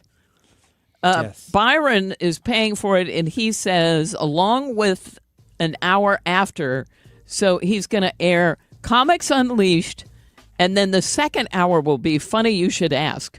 And he says, quote, I created and launched Comics Unleashed 20 years ago, so my fellow comedians could have a platform to do what we all love, make people laugh. I truly appreciate CBS's confidence in me by picking up a 2-hour comedy block because the world can never have enough laughter. Any sign of how much he paid? No, we didn't hear that. Joe, your thoughts? Yeah, I mean, it'll be nice that there'll actually be comedy at 11:35 Yes. on CBS again. It's sad. I know I've talked about this before. I was a Letterman fan, and I'm sure Yes. Letterman and I don't agree politically, but he made fun of everybody. It was Yes, funny. it was. And Stephen Colbert just, I mean, to have 50% of the nation just to make them out to be the bad guy, it really ruined that show. And Comics Unleashed, which, I remember the old Comics Unleashed in the early 2000s. I'm kind of excited. I love stand-up comedy, so I'm hoping this is successful. That is interesting. Well, Colbert, of course, was saying, oh, it's because of my politics. No. Everything comes down to money. Yeah. And this, to me, just frees you from any other thought that it was anything else. All right, Netflix has a documentary about Hulk Hogan coming out. It's featuring his final interview, and it's supposed to be called Real American. It's going to be 4 episodes long, and it comes out on April 22nd. That's what they do now. They even take documentaries and break them down into episodes, so you have to catch the next one and the next one. But it also lets them go longer, right? So you don't have to edit as much. It also, for the people who have the ad tier, it's more ad revenue for Netflix. Yes! That is 100%. And that's me, by the way. Fred, you got the ad tier. yeah.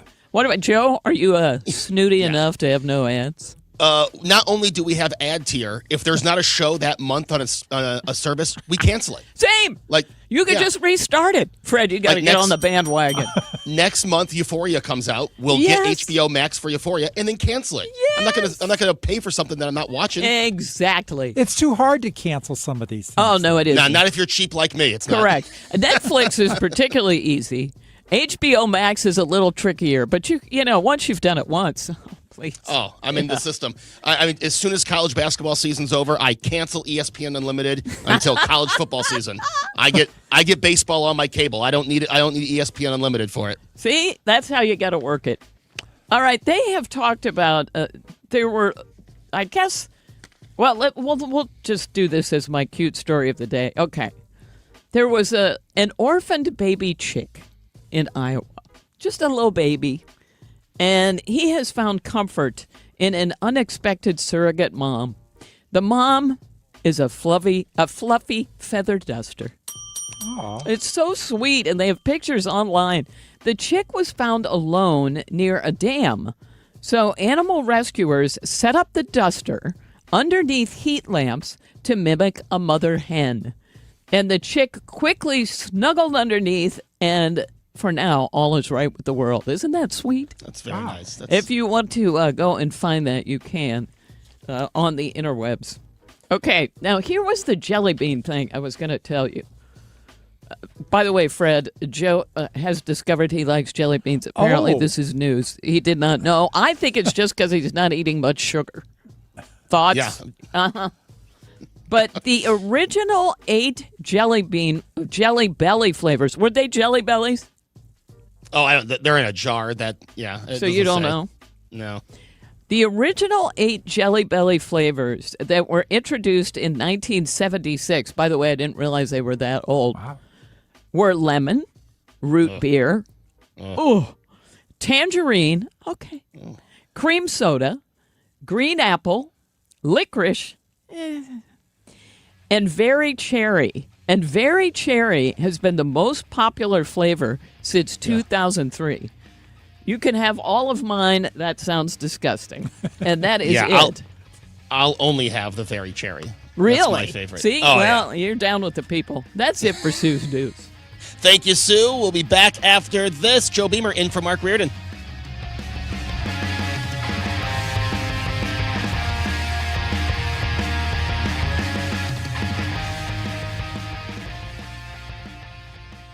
I'm Dan Loney with Your Money Now. Wall Street rallied late in the session to finish the day mixed. The Dow Industrials lost 85 points to end the session at 46,585. NASDAQ added 21 points. S&P 500 picked up 5. Add Delta to the list of airlines hiking their checked bag fees. It's bumping the price of the first and second bags checked in by $10 to $45 and $55 respectively. The third bag gets a $50 increase to $200. United and JetBlue made similar moves last week. Delta starts the new pricing on April the 8th. And the Big Ten Conference won both the NCAA men's and women's basketball tournaments this year, and that means a big payoff for the league. It's going to collect $60 million from the men's tournament won by Michigan on Monday night, and another $6.4 million from the women's tournament won by UCLA on Sunday. Once again, Wall Street stocks were mixed, and that's Your Money Now. I know that hiring can be challenging. You sort through tons of resumes and you get too many so-so applicants. You're just waiting for someone to match your role perfectly. Well, now, there's a place where you can meet them fast. ZipRecruiter. Need to hire right away. Start your search for strong candidates. The right fit awaits. Build your team. Build it sooner. Meet your match on ZipRecruiter. Just head to ZipRecruiter.com/free right now to try it for free. And you're on your way to meeting your match. 4 out of 5 employers who post on ZipRecruiter get a quality candidate within the first day. So try it now. Go to ZipRecruiter.com/free. Once again, that's ZipRecruiter.com/free. Meet your match on ZipRecruiter. Try it free. Heidi Ricken Provost of Ricken Financial understands the importance of financial stability in your retirement plans. If there's something we can do to help benefit your financial future and provide more strength and stability in your retirement plan, that's exactly what we do here. And we do so on a complimentary basis. Call today, 314-207-6211 or online at rickenfinancial.com and join us for Kickin' with the Rickens, Sundays at 1 p.m. right here on 97.1 FM Talk. Investment advisory products and services made available through Impact Partnership Wealth, LLC, IPW, a registered investment advisor. You've been listening to the very popular Wellness One for many years, Saturdays and Sundays on 97.1 FM Talk. We're happy to share that we've expanded the show to 4 times a week. Yes, 4 times every weekend. Saturday at 10 a.m., Saturday at 8 p.m., Sunday at 9 a.m., and Sunday at 2 p.m. It's the same great show designed to cut through the nonsense and provide you a common sense, science-based strategy for a healthy life. So join TJ and Aaron for Wellness One. Now 4 times a week on 97.1 FM Talk. If you can sense spring in the air, you're not alone. It's a perfect time to get Corel Roofing Company to come over and give you a free roofing inspection. Mark Cox here. You know, my friend Curtis has been at this a long time. Here's what he can do. If your insurance company has denied coverage for your roof, call Curtis. He specializes in working with insurance companies. You can get a second assessment from them, and often they're able to work with that insurance adjuster to find a way to get it covered. They are honest. They're going to give you a true evaluation of what's going on. Curtis is not going to overcommit on your roofing job. A lot of other companies do this. Curtis feels like quality suffers and customer service drops off. It's important to pay attention to details. Quality materials, quality workmanship. It's certainly what I got when Corel Roofing put a brand new roof on my house. Call 314-222-9529 right now. Tell them Mark Cox told you to call, or go to CorelRoofingCo.com. It's time for a $98 AC tune-up. We have Patrick Rishe joining the show with Joe Beamer after this. The time is 4:33. This time check is brought to you by Jerry Kelly Heating, Air Conditioning, Electrical, and Plumbing. Cutting through the spin. 97.1 FM Talk. St. Louis Conservative. Yes, welcome back. Joe Beamer in for Mark Reardon. And, when I get the call to fill in, I'm always excited to get the call to fill in. And when I get the call, I have my go-to websites, my go-to sources to see what is going on in the great city of St. Louis, in the great state of Missouri. And I found that the Blues broadcaster FanDuel Sports Network Midwest will be winding down after the first round of the playoffs if the Blues were to make the playoffs, and they can help that cause tonight against Colorado. And, this is in line with what I see as the downfall of regional sports networks. And to talk about it, we have Patrick Rishe, director of Washington University's Sports Business Program. Patrick, welcome to the show. Hey, Joe, thanks for having me on. And I understand that you're from Buffalo, Joe. Is that right? I am Buffalo Joe. Yeah, well, I'm Potsdam Pat. I grew up in Potsdam, New York, and been in St. Louis now for 27 years, but my roots are in northern New York. Potsdam, I played a lacrosse playoff game in Potsdam about 20 years ago. And my father was the men's soccer coach at Potsdam State, so there you go. There you go. Yeah, if I remember, in 2006, it was a nice field they had out there in Potsdam. Patrick, regional sports networks, 30 years ago, speaking of here in Buffalo, 30 years ago, we had the Empire Sports Network. You had the Fox Sports nets all around the nation. It seemed like the 90s into 2000s, regional sports networks were rising and very popular. What has happened over the last 2 decades? Well, it's the way people watch their sports these days, Joe. Obviously when we were growing up and we have the cable bundles, that was like a holiday for all of us, especially those of us that love sports, love movies. You have everything put right there on a silver platter. That was the cable bundle. And regional sports networks became a big part of that bundle. In fact, and arguably the biggest part and the most expensive part of that bundle. However, what's happened, and I see it every day working with the young 19, 20, 21-year-olds that I work with, kind of use them as a focus group. They tell me that's not how they consume their sports. They consume it on tablets. They consume it on their phones. They stream it. They illegally download. They're watching it in all these ways that people that are in their 40s, 50s, 60s, 70s not as apt to do. And so the market is simply adjusting to that. And as a result, you've seen the RSN model disrupted. It's so true. I remember I had a buddy. So for the first 10 years of my life, I lived in Hornell, New York. And my buddy that lived down the street had a satellite dish. And he had all of the regional sports networks. And I thought that was just the coolest thing. Now, here I am, 37. I have all the regional sports networks. The problem is, Patrick, the ones that are left, most of their programming's paid programming. And I can only watch the same knockoff, set it and forget it so many times. Absolutely. And by the way, quick note, won't mean anything to the people in St. Louis. However, Hornell is a city in New York State where a lot of times they would do the New York State high school soccer championships because it was fairly central in the state. And I know that because, as I mentioned, my father would go down there and recruit kids to try to come up to SUNY Potsdam to play. Joe, what's really interesting in the timing of this outreach today, and your colleague Fred from KMOX reached out to me.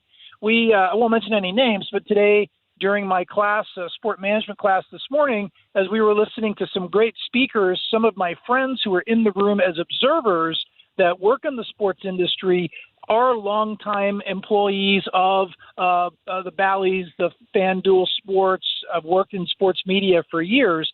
And one of the interesting comments that was made was, we have all of these, we've debundled, and yet at the same time, it's never been less user-friendly because we have all these different apps we have to access to be able to watch this, to be able to watch that. And there could be a world where eventually some of these things are rebundled at some point. Now, whether that's through an RSN or what is more likely to happen, the Amazons, the Netflix of the world, where all of the real money is, they certainly are not running out of cash, whereas some of the networks, you worry if they're outspending what they can actually afford.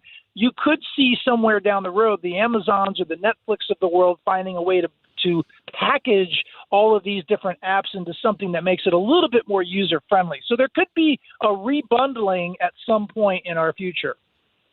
I look at stations like here in New York. We have Sportsnet New York. We have the Yes Network. We have MSG.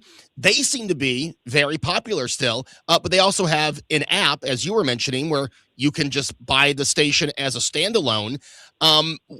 It seems like those stations are okay, but anything that used to be Bally's, used to be Fox Sports Net, now they're FanDuel. It seems like it's that corporation that's really sinking the regional sports network. Well, part of that has to do with, remember, the whole, they had the Fox regional networks. They were bought by ESPN, but then ESPN had to sell them back because of the SEC and antitrust. So that led to kind of an overprice, and it just led to a real financial breakdown. But, look, at the end of the day, part of this, and again, a fun connection, one of our students, her father is the president of SNY, where the Mets play. I think when you're in a bigger market, yes, Yankees, Mets, SNY, NESN, all the Boston teams, Sportsnet in Los Angeles, market size certainly helps out, no question about that. It's in many of these mid-market cities like St. Louis that are having the struggles that we're talking about, which is, again, leading to, what we've talked about also, Joe, is especially in baseball. We started the season, so this is appropriate. Everyone believes, and I believe there's going to be a lockout next year. When you have the Cardinals that used to receive $75 million plus annually for their TV package, and now, of course, that's gone away. Well, all these other mid-market teams are losing the same thing. You would think this is going to press the owners of those teams to all the more so want that salary cap. So let's keep an eye on how the RSN and its dissolution across many of these teams could lead to this longer, elongated lockout next year as the owners dig their heels in for that salary cap. That is such a great point. And, Patrick, I hate to even think about a potential lockout, but it does seem like every day it gets more and more real. Now, in the NHL, you've had a few teams. I believe Utah is one of these teams. Florida is one of these teams where they have gotten rid of their connection with the RSN, but now they're over the air. And you kind of see, like, in certain markets, a resurgence of people getting the bunny ears to access a digital alternative. Could we see that in some of these markets where, it's on Channel 5 HD2, they get the contract for the games, or is that going to be limited?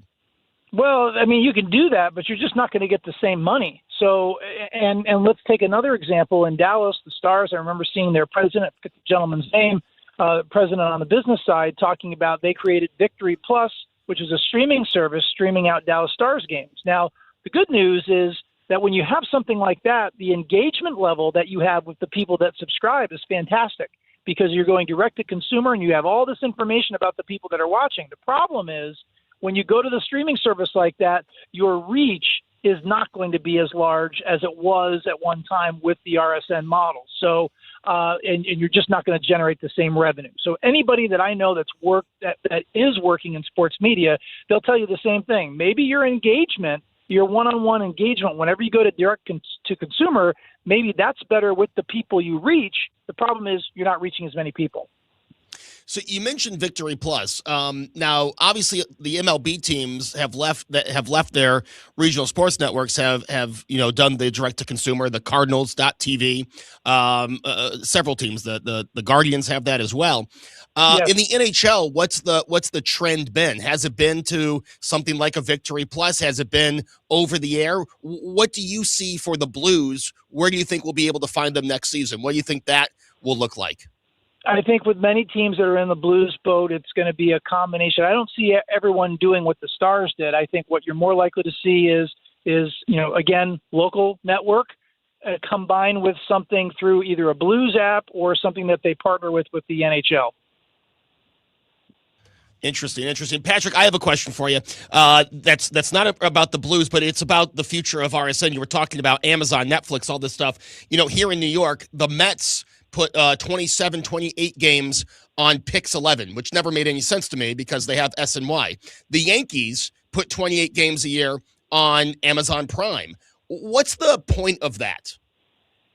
Well, again, they know that there is a different audience, even though because of their market size, they still have a lot of people in New York that will have Yes and have SNY on their cable bundle. But they are trying to reach the younger audience. So they are putting games there in part because it's probably a test case to see just how many people they're reaching of a younger demographic. All of these teams and all of their brand partners, they crave younger audiences because that's the future of the sport. And also from the advertiser's perspective, those are the younger people are a little bit more influenced by advertising. So they want that younger audience. Am I wrong to say, as RSNs in some markets are declining, it does seem like networks are looking for more sports? I mean, NBC now, year-round, has sports on Sunday nights. It seems like that's what's bringing money in for the network. So as RSNs are losing money, it seems like your NBC, ABC, CBS, and Fox, they're looking for more sports contracts to fill up their schedule. Am I reading that right? No, you're reading it absolutely right. And again, full circle back to this morning's lecture, the main guest that we had today was, of all people, Mike North, who is a Washington University alumnus. He is the head scheduler for the NFL. So talk about having a great person and an alumnus in your stable that you can call upon out of the bullpen to talk sports media. And as he mentions, the NFL, of course, is king. And I think, every year, 95 of the top 100 rated shows in America are NFL games. Even though the other leagues are not rated as highly as the NFL, it is live content, and sports content is king because you cannot record it, right? People are going to find out on their apps or from their friends. So unlike anything else, it used to be, when I was growing up, an 80s reference, whether it's Cheers, in the 90s, Seinfeld, it was on at a particular time and people would meet up and watch those shows when they come on. But now our favorite shows like Ted Lasso or any other thing that you could find on Apple, you can watch it at your own leisure. But sports happen at a certain time. They're live. You've got to watch it. And that's why all of these networks, they crave sports content. You're right. And you talk about avoiding, you're going to hear the score. It's so funny. 20 years ago, we had a lacrosse game the same night as a Sabres playoff game. And a bunch of us on the team ignored the score and then went to my parents' house and watched the game on DVR, one of the early DVRs. You could never do that today. There's no way you'd be able to avoid a score. No way. Not at all. So, I mean, again, again, live sports is king. And this is the reason why all the networks are now trying to find ways to put sports on their networks, because they know people will watch. To varying degrees they'll watch, but they'll watch. Now, this might be, a longer term, decade down the road, but with all the troubles with some of these RSNs, do you think ESPN will ever be in trouble? Well, I'll tell you what, I don't think so, because of some of the strategic partnerships, and especially now that they have this partnership with the NFL, which on the one hand, maybe the journalistic and communications purists would wonder whether you should have a media company and a sports league so closely tied together. But at the same time, again, we know the NFL is king. And with ESPN now having that particular partnership, I think that certainly buoys what they're doing. Of course, the bundle that they put together on their kind of everything app that they launched and started advertising within the last several months. I don't know how well that's doing on the marketplace, but certainly what they tried to do with that is solve the issue that we talked about earlier, Joe, which is trying to put everything that they have access to in one place to make the consumer's life a little bit easier. Still got to pay for it, but a little bit easier to access. My final question, Patrick, is how is ESPN News still on the air? It's not even living up to its name. Hey, man, that's a great question. Yeah, you raise a great point. It's kind of like MTV in the 80s. They actually used to play music. Today, I don't know what they play. I haven't watched MTV in a long time. That's so funny that you mentioned that. But having said that, they still got the ESPN2. They got ESPN Classics. That is a very, very good question. But I will say this, that ESPN, when you talk about these cable bundles, it always was amazing to me. And I don't know what the prices are now, but where ESPN, the price of just ESPN per month per subscriber is probably now something like $12, $14 a month per subscriber, whereas all these other channels, I think the next highest valued channel was like maybe TNT at like $2 a month per subscriber. So that just goes to show you that sports is king in this country in terms of viewership. Oh, fascinating discussion, Patrick. Thank you so much for joining us. Absolutely, Joe. Pleasure. That is Patrick Rishe. He is the director of Washington University's Sports Business Program. And as that discussion is hitting home here in St. Louis, FanDuel Midwest will wind down operations once the Blues are done playing hockey this season. It is Joe Beamer in for Mark Reardon, and we are back after this. Traffic from the 97.1 FM Talk Traffic Center. We've got an accident reported eastbound 6440 before McKnight. Watch for that, kind of on the right-hand side. A stall eastbound 70 on the ramp to Bermuda, also on the right side. Southbound 55 is pretty slow, headed down toward Bates. That, of course, all due to road work. Same thing at 141 and at Z. We've got a jam on southbound Telegraph at Yeager. Southbound 141 is pretty slow between Gravois and 21, and it's also jammed at 44.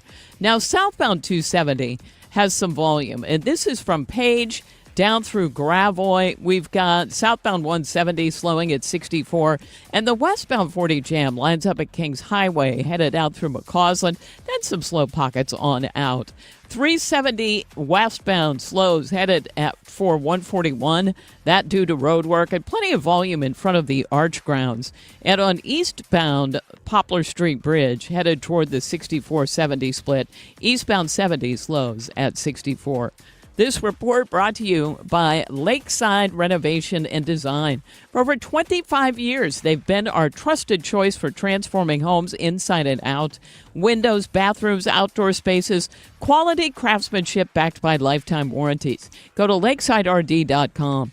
I'm Sue Thomas. That's Traffic 97.1 FM Talk, St. Louis Conservative.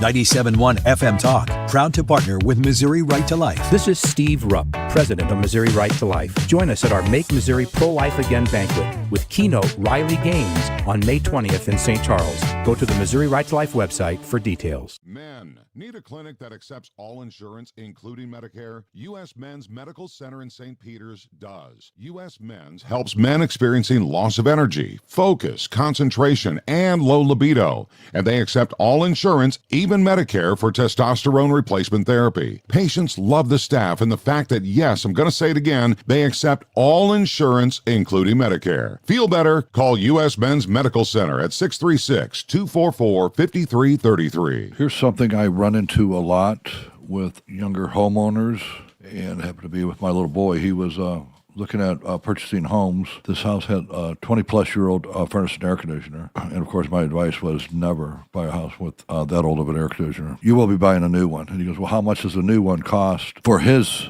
size home, total figure tens of thousands to over $20,000. If you're looking at a house, my personal opinion is make sure it's a newer unit. If not, request buyers to put in a newer unit. That makes it easier on your 15 or 30-year mortgage if it's included in the loan. Just my piece of advice for that. But if you're hearing this after the fact and you do need a new air conditioner, sorry to hear that, but call me, Bart Inman, one easy number in Missouri and Illinois.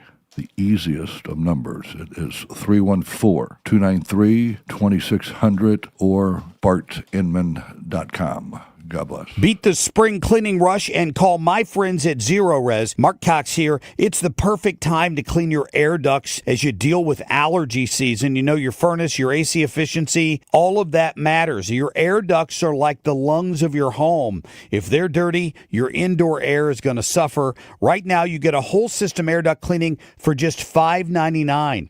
Pay less for fresh. Call 314-474-2020 or go online at ZeroResSTL.com.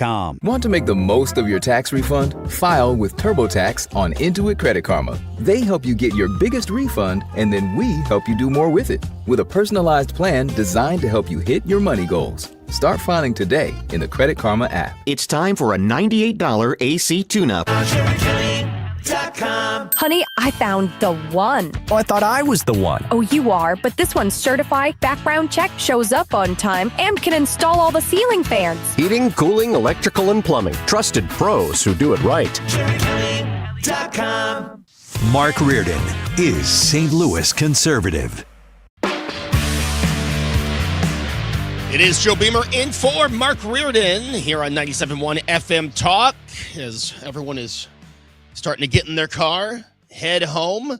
You know, Patrick brought up a good point. You know, in the 90s, you know, the first show I was allowed to stay up past 9 o'clock for was Seinfeld in the mid 90s, and I've probably seen every Seinfeld episode 500 times. And I'm the kind of person, you know, my wife hates this about me. I default to what I know. Right? I get home, if there's no sports on, it's Seinfeld, Columbo, Back to the Future. Playing in the background. You know, those are my go-to shows. And of course, it has to be Columbo from the 70s, not the 90s Columbos. Those are awful. But now, like, what's anyone watching? Sue, are you watching a network show, a new network show right now? I am not. No. Yeah, I'm watching Paradise. That's a Hulu show. And we have 3 episodes to go in season 2. It's kind of sad. I mean, I'm one of these people. I wouldn't mind appointment television. Like I wouldn't mind if there was a show like when Survivor first came out, the first few seasons of Survivor, that's what everyone was talking about. The next day at work, or in my case at school. But you just don't have that anymore. It's like, hey, have you seen such and such? Yeah, don't tell me I'm only on episode 1. Oh, I'm on episode 12. I was surprised at the number of people who still watch Survivor. They just don't talk about it. It's still one of the number one shows. Like Mark Reardon watches it because it's a family show. Yeah, my mom is. I don't think has ever missed a season of Survivor. There you go. Survivor and Big Brother, and she loved The Amazing Race. That was one of her favorite shows. Yeah, I get it. Yes, it's Survivor and Young and the Restless. I think those are CBS's 2 top shows that are actually watched when they air. Or The Price is Right? I mean, that's still pretty popular. Yeah. We tend to watch documentaries. I know that makes me ancient, but that's actually where you learn something. But I also love Bob's Burgers. Oh, that's a good one. Yeah, if I catch that one every now and then, I'm happy. But it's not destination. I like documentaries because now there's documentaries coming out of stuff I remember. Exactly. So I can watch it and go, oh, puts me in the time. Yeah. We'll have Professor Charles Lipson up after this. It's Beamer in for Reardon on 97.1 FM Talk. Traffic from the 97.1 FM Talk Traffic Center. Still lined up, southbound 55 headed for Bates and for 141 and at Z. Southbound 270 slow approaching Olive, down in pockets through 44. Southbound 170 is slow at 6440, which slows Kings Highway out through McCausland and out west from N out through the 70 split. If you've got a choice, 6440 is heavier than 70. So take 70. Still some moderate volume here and there, but not bad. Eastbound 70 jams at 64 on the Illinois side due to road work. 64 eastbound jams at 157. I'm Sue Thomas, and that's traffic on 97.1 FM Talk, St. Louis Conservative. Mark Cox here. Join me, Annie Fry, and Mark Reardon, along with Thomas Helbig and Bob Kershaw of the Retirement Advisory Group, as they show you how to create a worry-free retirement. It's Tuesday, April 28th at the DoubleTree Hotel in Chesterfield at 6:30. Here are Thomas and Bob with more. Are you nearing retirement or already retired and would like to know how to turn your 401k and IRA into a worry-free retirement? Would you like to learn the investment strategy that gives you market growth while avoiding the market losses at the same time? Would you like to get your free personalized retirement income plan? Did you also know if you're 59 and a half or older, you can roll over your company retirement plan tax-free and have a worry-free retirement? If you're 59 and a half or older, you cannot afford to miss this event. Have a worry-free retirement and join the official financial advisors of my show, Thomas Helbig and Bob Kershaw. It's at the DoubleTree Hotel in Chesterfield, Tuesday, April 28th at 6:30 p.m. Go to retirementkey.com. That's retirementkey.com. If you're considering an annuity as part of your retirement plan, we need to talk. Hi, I'm Bob Stockdale, Senior Vice President Investments with the ClearPath Wealth Management Group at Stifel and host of On the Money Saturday mornings at 11 on 97.1 FM Talk. Annuities can be a useful tool for some retirement investors, but not all annuities are created equal. Every week, we meet clients who own complex annuities that don't suit their needs and, in some cases, actively undermine their retirement plan. Before you purchase an annuity, get a second opinion from the ClearPath Wealth Management Group at Stifel. Requesting a consultation is free of charge. To request a free consultation, contact us at clearpathinvesting.com. That's clearpathinvesting.com, or call us at 636-695-2650. That's clearpathinvesting.com or 636-695-2650. Stifel Nicholas and Company Incorporated, member NYSE and SIPC. One of the biggest gifts you can give your family is peace of mind. That's why I trust and recommend Civia Law. They've helped so many families, including mine, right here in our community with estate planning, wills, trusts, powers of attorney, and elder law issues. I've seen how stressful it can be when a loved one passes without a plan. Families are left confused, sometimes tied up in probate court, and it can cost so much in time and money. But with Civia Law, you don't have to worry about that. They'll walk you through everything and even deliver your completed documents in just 2 weeks from your first appointment. And here's something special just for you. Mention the Annie Fry Show, and the first 10 listeners right now will get a free strategy session. That's a $300 value. 833-995-WILL. Just be sure to mention the Annie Fry Show when you call. Civia Law has 7 convenient locations across Illinois and Missouri, including in Edwardsville, Swansea, and Creve Coeur. Secure your legacy and protect the people you love. Call 833-995-WILL. That's 833-995-WILL, or visit civialaw.com. I'm Kim Commando, inviting you to listen to my show. Come be a part of the show. Every weekend, I take your calls as we talk about smartphones, artificial intelligence, security, and trends that change every single day. It's the Kim Commando Show, every Sunday from 3 to 4. KFTK FM Florissant, an Odyssey station. Deal. I'm Lisa Lacera, Fox News. The leader of Pakistan, who's acting as a mediator, calling for a temporary ceasefire between the U.S. and Iran, as he says diplomatic efforts are progressing. In a social media post directed at U.S. and Iranian leaders, Prime Minister Shahbaz Sharif requests President Trump extend a deadline for Iran for 2 weeks to allow diplomacy to run its course. He also says Iran should open the Strait of Hormuz for that same period of time, and all warring parties observe a 2-week ceasefire.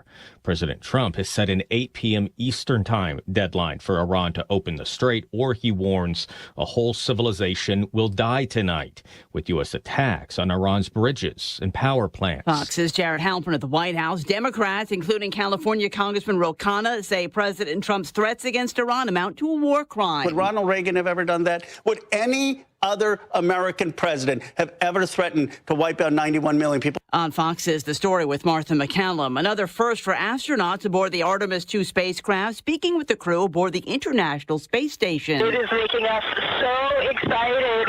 We feel like you're here with us, and this is really just making our entire week right now. That's astronaut Jessica Mayer. They completed their flyby yesterday. The Artemis II astronauts are sending back dramatic photos they shot during their lunar flyby, including images of the Earth setting below the surface of the moon and a sunset, followed by a total solar eclipse that lasted about 53 minutes. Fox's Jonathan Seri at Johnson Space Center in Houston. The crew is set to splash down near San Diego Friday afternoon.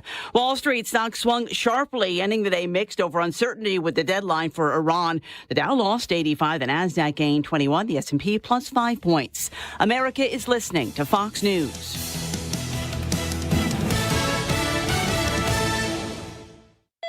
LifeLock, how can I help? The IRS said I filed my return, But I haven't. 1 in 4 tax-paying Americans has paid the price of identity fraud. What do I do? My refund, though. I'm freaking out. Don't worry, I can fix this. LifeLock fixes identity theft guaranteed and gets your money back with up to $3 million in coverage. I'm so relieved. No problem. I'll be with you every step of the way. 1 in 4 was a fraud-paying American. Not anymore. Save up to 40% your first year with promo code NEWS at LifeLock.com. Terms apply. I move mountains for a living. Literally. That means I don't carry hand lotion, and when it comes to serious heartburn, I don't mess around with anything but Rolaids. Rolaids' dual-active formula has calcium carbonate and magnesium hydroxide that relieves heartburn fast. Yeah, you heard right. 2 actives for that powerful relief. And the best part? The roll fits right here in my pocket, so I can get back to moving mountains. Rolaid spells powerful relief. Read each label. Use as directed. Keep out of reach of children. Air Comfort Service, heating, cooling, and insulation, weather. This looks like the coolest afternoon of the week ahead. 54 should do it for the high with a mix of clouds and sunshine on this Tuesday afternoon. Tonight, partly cloudy, 41. The evening will be kind of chilly. Wednesday, sunny, a chilly start, breezy. Southerly flow comes back quickly on Wednesday. Let's pop it to 73 and 77 on Thursday. This is 97.1 FM Talk. Chief Meteorologist Dave Murray. This hour of the Mark Reardon Show is sponsored by Gamma Tree Experts. Your trees deserve the best care. Call Gamma Tree Experts. This is the Mark Reardon Show on 97.1 FM Talk. Yes, final hour. Joe Beamer in for Mark Reardon. The time just flies when I fill in here. Great to be with you. I mean, I could do 5 hours every day. You know what I mean? I'm just saying. We are joined this segment by Professor Charles Lipson. He's Professor Emeritus at the University of Chicago and writes for the Spectator magazine, Real Clear Politics, and others. You can find his columns for free at charleslipson.com. Charles, welcome back to the show. My pleasure, Joe. We are about 2 hours away from the 8 p.m. Eastern deadline, 7 p.m. Pacific. Your thoughts on kind of the last 24 hours leading up to this deadline? Well, it's hard to believe that the Iranians could actually make a deal that gives the Americans what we want. And what we want, I think, is to end their nuclear threats on the entire region. That would be both the Persian Gulf and Israel, and stop the building of this large missile array that could not only threaten Europe, but could prevent any strike back if they had been able to build that array.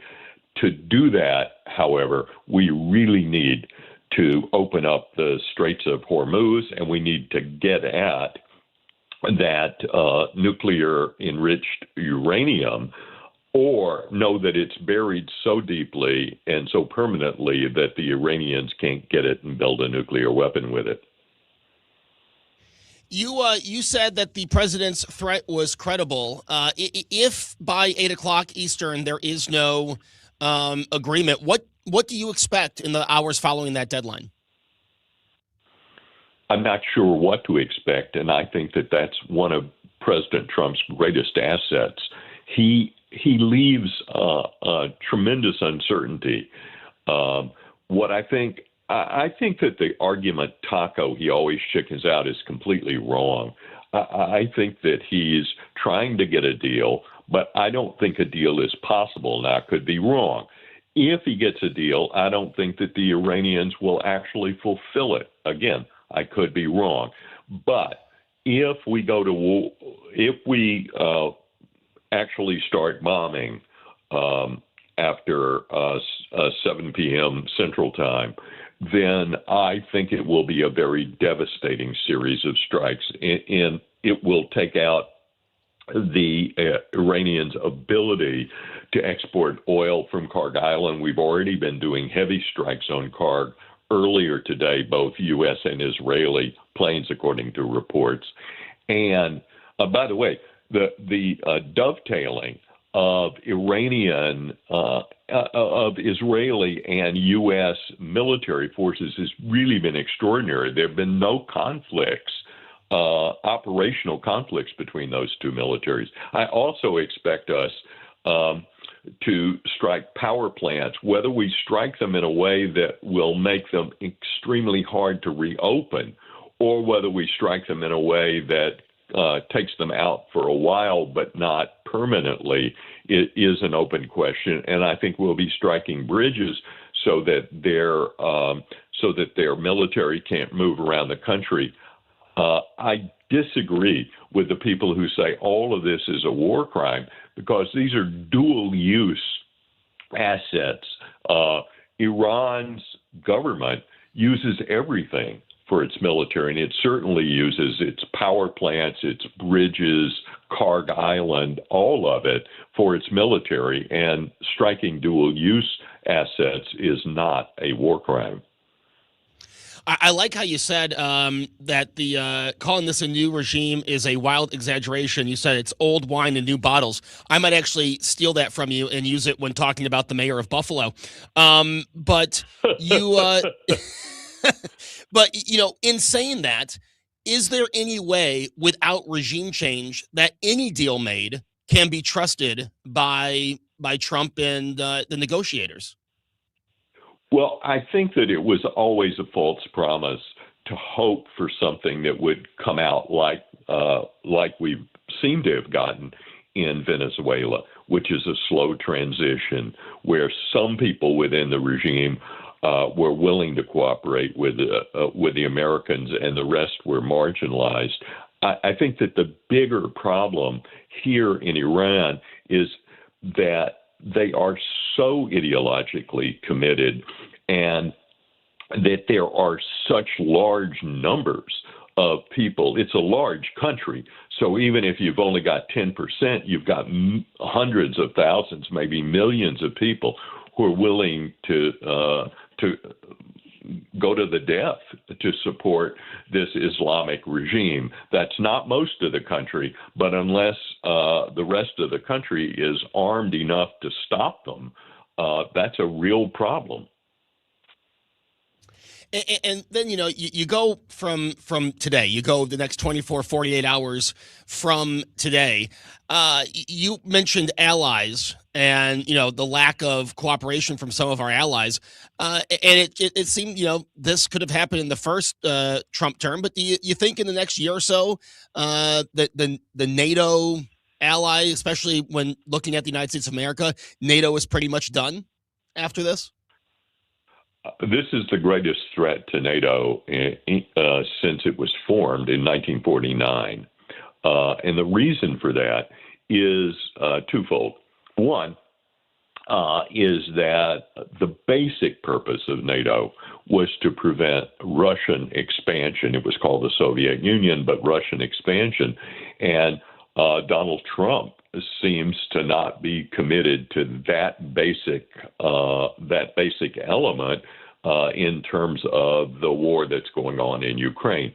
But the bigger problem is that the Europeans, the Western Europeans, the bigger economies of Germany, France, and England have not been willing to help the Americans when we needed it. And if they're not going to help us, the Americans are going to say, why should we help them? We're paying the large majority of the funding here. Why should we do this for them? And indeed, most of the oil coming out of the Persian Gulf is going either to China or to Europe. Why should we be helping them? Do you think there is a way that Trump can sell, if necessary, the people on boots on the ground, or do you think it will ever even get to that? I don't think he can sell the public on a permanent boots on the ground in wartime situation where those troops would be taking casualties in a war situation. If the regime was overthrown and there was a kind of post-war situation like in Japan or Germany, and some troops were sent in to help stabilize, that might be saleable. The issue of troops on the ground, boots on the ground, is a little squishy because it clearly doesn't mean for the military. It doesn't mean sending in temporary occupation of a certain area to clear it. It means keeping them in there in a land fighting mode, and that I think is a real problem. The Democrats will oppose him under any circumstances, but Trump's own coalition is split on that. Well, I got to get your thoughts on this. Ro Khanna did the media tour today talking about the 25th Amendment. We've heard this from other Democrats in Congress. What do you think of the Democrats saying for Trump using the language he's used on Truth Social, a 25th Amendment, but yet no one was speaking that after the CNN debate 2 years ago? It's just ludicrous. First of all, it won't happen. What you're seeing on the Democratic side is just spinning up more and more kind of crazy talk because their hatred of Trump is so overwhelming. They just lack all judgment. And the clearest example of that, besides the Ro Khanna example you've given, is this governor of Virginia. She ran as a kind of moderate center-left candidate, and she's moved as far left as she possibly could as soon as she got into office. And you're seeing it time and time again with the Democrats. In order to win their primary, they have to move so far to the left to be influential as a Democrat that they alienate the rest of the country. I think it's amazing because you're right. I mean, to get the far left, they have to appease the far left. But in election time, like you're seeing Kathy Hochul finally admit here in New York State that, we can't hit the 2030 no gas appliances. So everyone, for a general election, all of a sudden they start sounding like Republicans. And then as soon as that election's over, it's right back to appeasing the far left. That's absolutely right. I would point out that America has a unique advantage. It's just true nowhere else.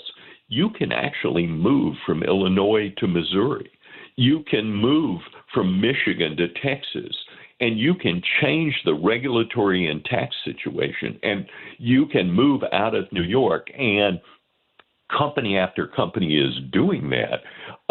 All the big banks like Chase, like J.P. Morgan Chase, have more employees now in Texas than in New York.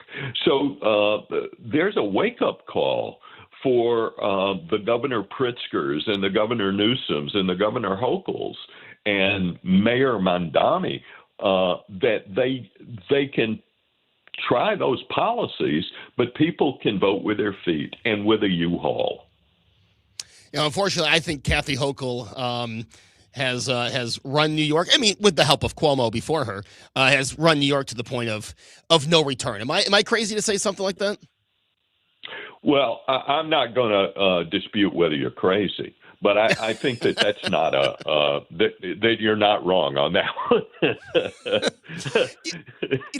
Professor, I mean, don't get me trying to to certify your mental health, man. I mean, that's going too far. I'm just saying it's during my show in Buffalo, we run as many ads for moving to Florida services as we do for Buffalo companies. So that might give you an idea. Of where the status of New York State is right now. I know we're still far out from November, but there was an interesting poll that showed Republicans still have a net approval higher than Democrats in Congress. Do you think we could see a historic midterm? I mean, a lot can happen. Obviously, Iran, all eyes on that. But do you think we could see a historic midterm where the Republicans don't lose as many seats as expected? Well, they don't have to lose very many to lose control of the House. I don't think that they'll lose control of the Senate. I think there are two things that really matter here. One is that the polls, you say, though accurate, don't capture enthusiasm. And the enthusiasm to throw the bums out is always higher than to keep the bums in. So the Democrats will have that advantage. I think they just hate Trump, and they'll show up to vote anybody who supports him out.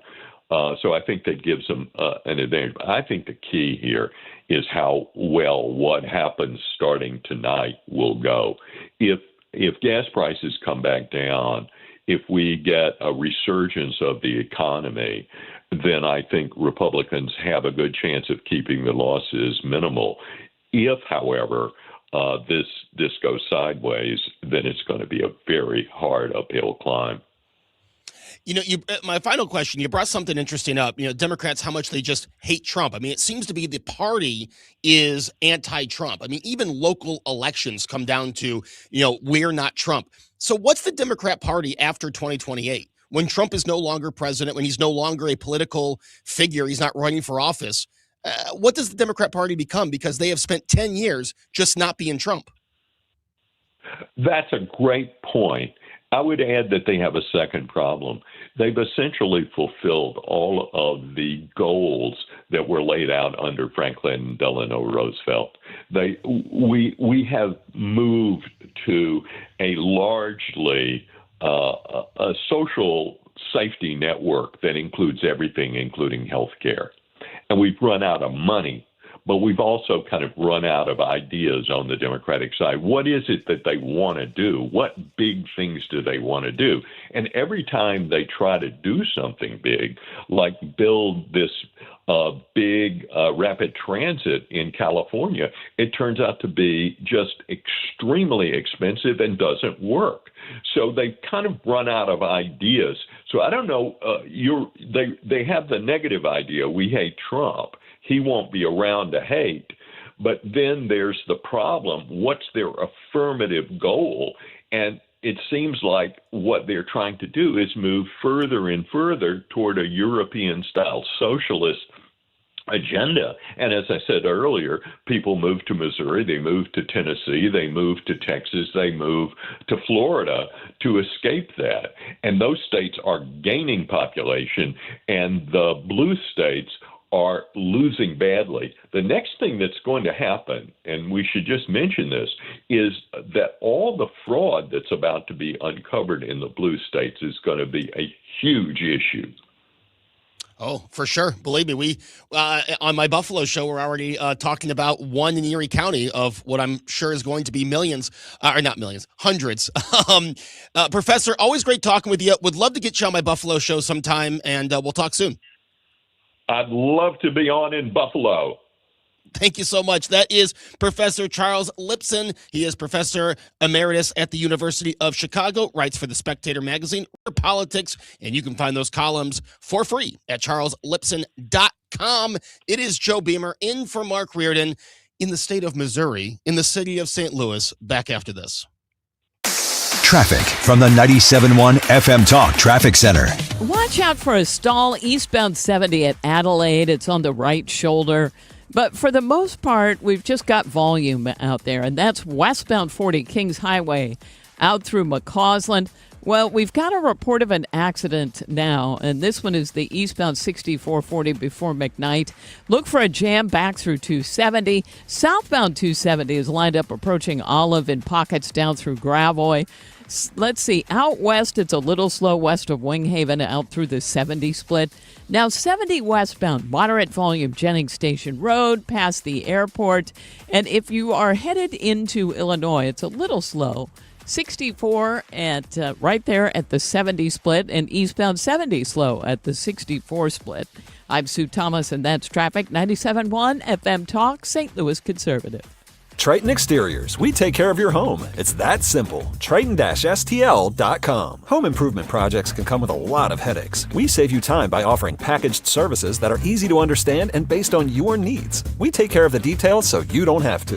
Visit us at Triton-STL.com. That's Triton-STL.com. I'm John Morgan of Morgan & Morgan. My best advice to you when hiring a lawyer for your injury case is simple. If you know court personnel, ask them who they'd hire. They know. If you know an insurance adjuster, ask them. They know. And then ask them about us. Ask them about Morgan & Morgan. They know. I look forward to talking to you soon. There's only one Morgan & Morgan, America's largest injury law firm for the people. Injured? Dial pound law. The choice of a lawyer is an important decision and should not be based solely upon advertisements. Past results afford no guarantee of future results. Every case is different and must be judged on its own merits. If you need a garage door, this could be your lucky day. Entries are open now for the $5,000 sweepstakes at Overhead Door Company of St. Louis. A winner will be chosen at random to receive $5,000 towards new garage doors, openers, or front entry doors of your choice. Deadline to enter is the end of the month to win the $5,000 sweepstakes with Overhead Door Company of St. Louis. Enter now at overheaddoorsstlouis.com. You can't win if you don't enter at overheaddoorsstlouis.com. Do you owe $10,000 or more to the IRS like Mark? I've been doing home remodeling for 30 plus years, but the economy crashed. I wound up losing my home, losing my job, and on top of that, owing the IRS a ton of money.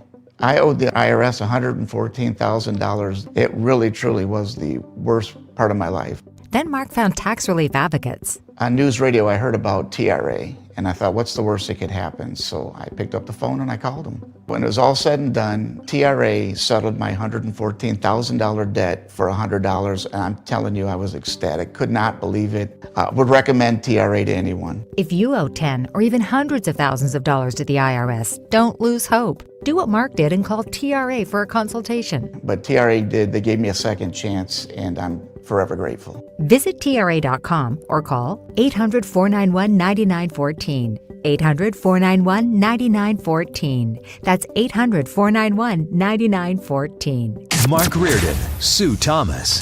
This is The Mark Reardon Show. It's Joe Beamer in for Mark Reardon here on 97.1 FM Talk. It always flies by. Always flies by when filling in for Mark Reardon. You know, it's funny, we were talking about streaming services, and you know, I said, hey, if I'm not going to watch a show, why am I going to pay for something that I'm not even going to open that month? I hear Dave Ramsey's voice. You paid $15 for what? It's like, oh yeah, I didn't watch one show. Like, you know, you put that goes to a savings or other expenses. But it's for me, when looking at TV, when it went to streaming, and oh my gosh, you can have Paramount Plus, and that'll have the shows, and it'll have your local CBS affiliate.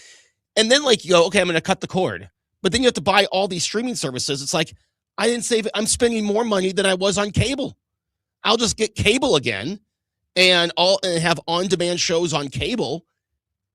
And I'm going to tell you that there's a lot of stuff on cable on demand that you could get on a paid app, but you're paying $15, $16 per app. That's going to cost you a lot more. If you get every streaming app that's out there to, quote, replace your cable, you will probably double what you're paying for cable, unless you just have an unreasonably priced cable package. So very interesting.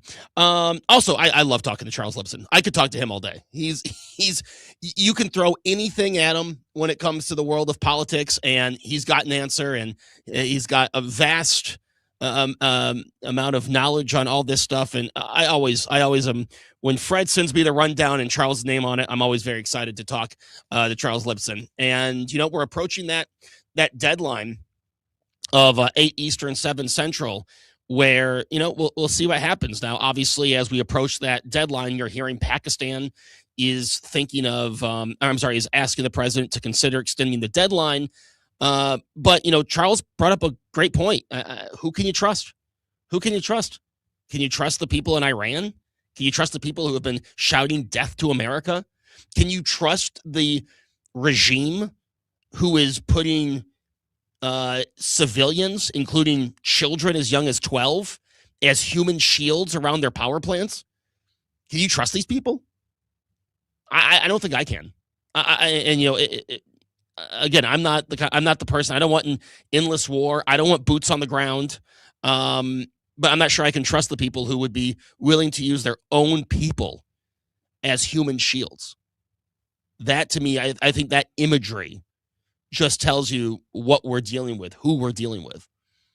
And the professor's right. The people currently in whatever power in Iran, it's the same mindset as the last regime. It's the same mindset. These are people yelling death to America. These are people who want to destroy America, its allies. And you really have to consider who you're dealing with. And we'll see what happens tonight, 8 p.m. Eastern, 7 Central time here in St. Louis, and we'll see what happens when that deadline hits. Again, you can, I know there's people who are upset by the language in the president's Truth Social post, but you're either going to stand up, you're going to say, hey, this is the line, and if you allow your enemy to continue to cross that line, as so many past administrations have, then what's the deal? Why would they even make a deal with you? What's the point of a deadline? If it's just empty words, what's the point of a deadline? And so keep on following that throughout the night. Obviously, updates at the top of the hour here on 97.1 FM Talk, and we will see what happens when that deadline approaches. It is Tuesday, which means we talk tech on Tech Talk Tuesdays. George Rosenthal will be joining us next. It is Masters Week in Augusta, Georgia, and he has some interesting tech gadgets that you might be able to use to better enjoy the Masters. Speaking of the Masters, I have a buddy every year applies for Masters tickets. He's done it since we were in college. He was one of my college roommates. Has yet to get tickets to the Masters. So we've been out of college for 16 years. And for 16 straight years, he has been denied Master tickets. But every year he continues to apply, and every year he will post his letter on social media that he got denied. So not the easiest ticket to get, I guess, unless you have a ton of money and can just buy tickets from someone who won got the rights to buy tickets. Yeah. Like if money's not a thing, but for him, he's just waiting to get the letter that says this year you've been approved, just so he can buy the tickets to. He would even take the par 3 contest. He just wants to be at Augusta. And George will talk about some technology around that and so much more. Tech Talk Tuesdays. After this, it's Joe Beamer in for Mark Reardon on 97.1 FM Talk. Traffic from the 97.1 FM Talk Traffic Center. We've got an accident eastbound 70 at First Capitol Drive. The right 2 lanes are blocked. Westbound 70 isn't too bad. A little slow at Jennings Station Road and at Lindbergh, and 64 is still lined up. This is Kings Highway out through McCausland. Eastbound, we've got an accident reported east of Lindbergh that caused a delay there. Southbound traffic on 270 is slow approaching Olive through Doherty Ferry. 55 slows at Bates and at 141, a little bit at Z. Headed into Illinois, Poplar Street Bridge is the place to be. It's slow traffic coming off of the Stan Musial Veterans Memorial Bridge due to road work. And 157, that's a slowdown if you're eastbound on 64 due to road work. I'm Sue Thomas, and that's traffic. 97.1 FM Talk, St. Louis Conservative. New rules are in place for individuals who receive overtime pay. I'm Hillary Barsky with your Fox Business Tax Tip.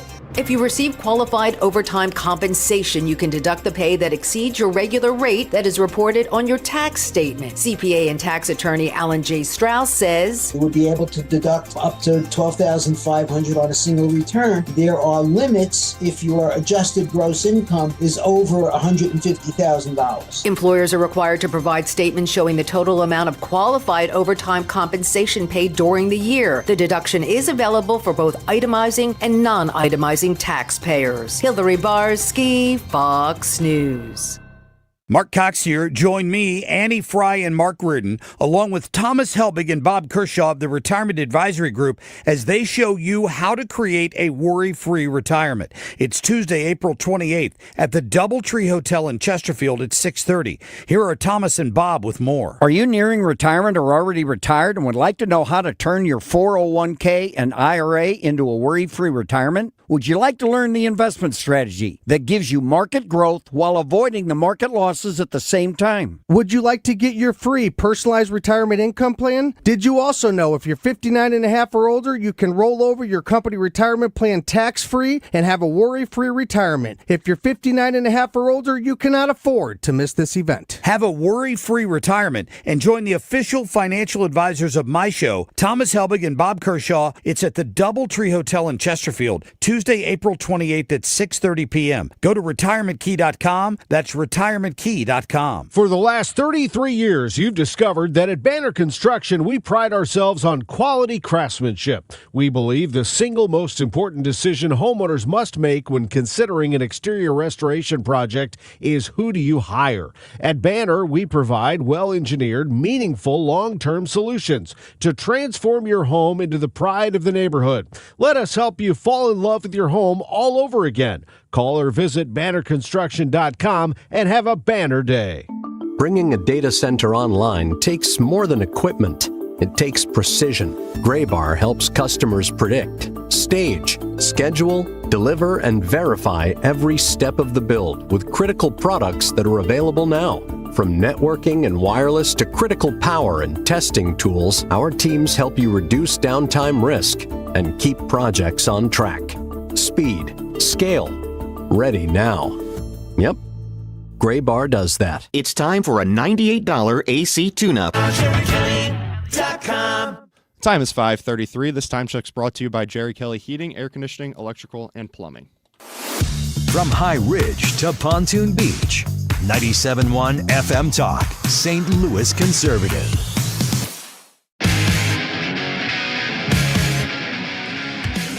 Rolling on by here on 97.1 FM Talk. It is Joe Beamer in for Mark Reardon. Great to be with you, St. Louis, Missouri, and beyond on 97.1 FM and on the Odyssey app.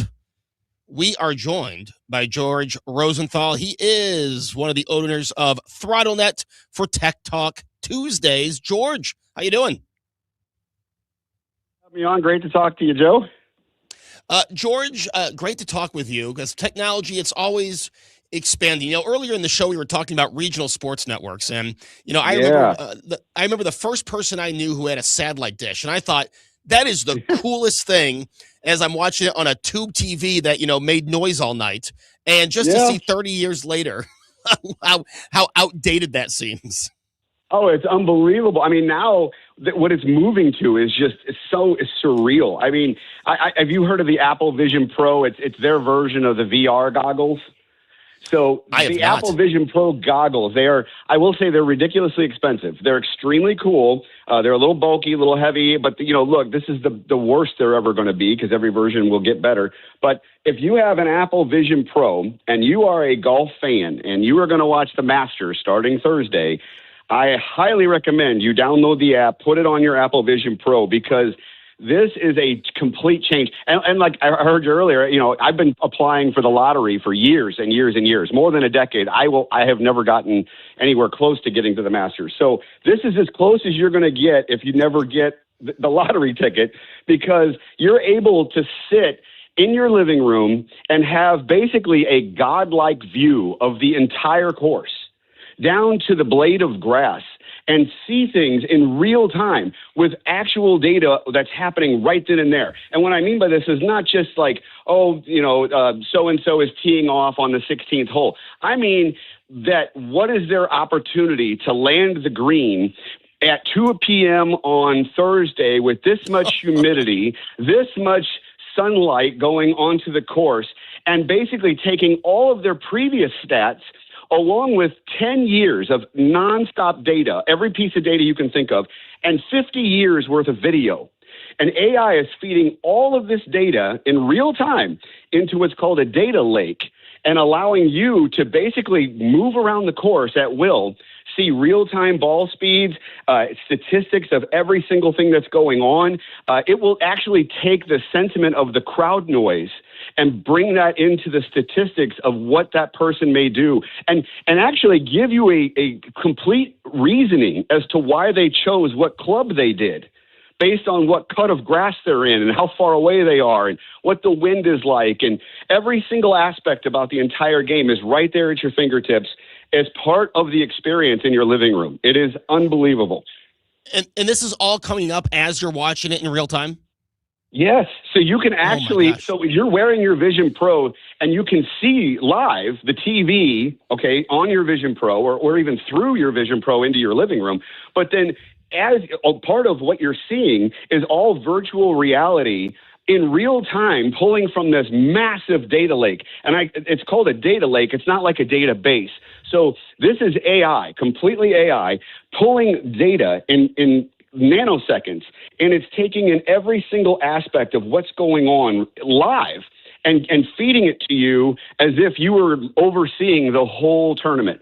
And you're able to follow specific holes, specific golfers, narrow down into why they're choosing which club, how they did in previous years, and then be able to pull up previous videos of how they actually did. Or you have 50 years of video of that particular hole on a particular weather moment. So let's say it's chilly out and the wind is blowing and the grass has a little bit of dew on it. Maybe it's a 2-inch cut grass that the ball is sitting in. AI will pull up a video of that golfer from the past to tell you how they did in that same situation. The amount of intelligence that can be at your fingertips is you can't even wrap your mind around it. Now, and George, not to continue to go back to old tech, but I thought enhanced TV was cool on Monday Night Football back in 2000, and just the advancements that we have made. I mean, that would be amazing. Now, these goggles that you're talking about, these VR, yes. Is there, the Masters, one of the best weeks of the year for most sports fans, but is there talk or is there other sports that might be getting something like this for these VR goggles? Oh, I think this is going to start a whole new revolution in sports. I think you'll be able to, instead of buying courtside tickets to an NBA game, you'll sit in your living room at courtside and have everything real time, watching the game as if you're sitting there. And you'll be able to look around your house and see the stadium as if you're sitting in that seat. And then along with that, not only be able to look around your living room and look like you're in the Staples Center, but be able to pull up statistics of everything going on at that particular moment right there at your fingertips. So it's a completely interactive experience. And this is, I think, going to spread to concerts. They're talking about doing this for all major events. I think, the days of having to rush to go buy a $1,000 concert ticket because it's, purchased off market, I think those days are going to go away because you're going to have people that just say, look, I'm going to throw on an Apple Vision Pro or whatever brand that comes up, and I'm going to watch this concert like I'm sitting in the fourth row. Unreal. So this might actually be the takeoffs of the Kiss avatars we heard about a few years ago. Yes. I think this starts it all because look, I mean, the Masters is a very conservative venue. They don't let you go inside. They don't let cameras inside, pictures. You're not even allowed to have your phone on the course at all.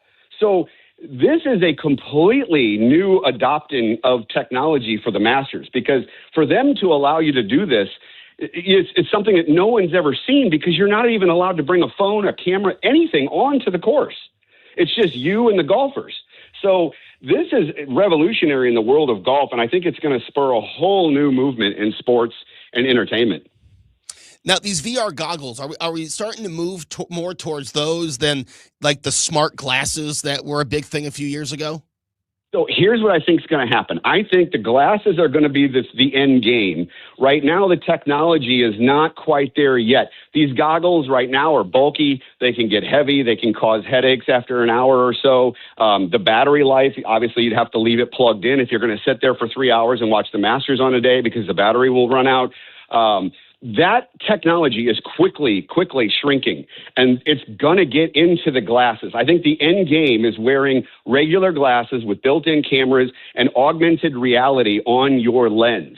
And what I mean by augmented reality is it's showing you things on your glasses while you're still able to walk around and look at the world.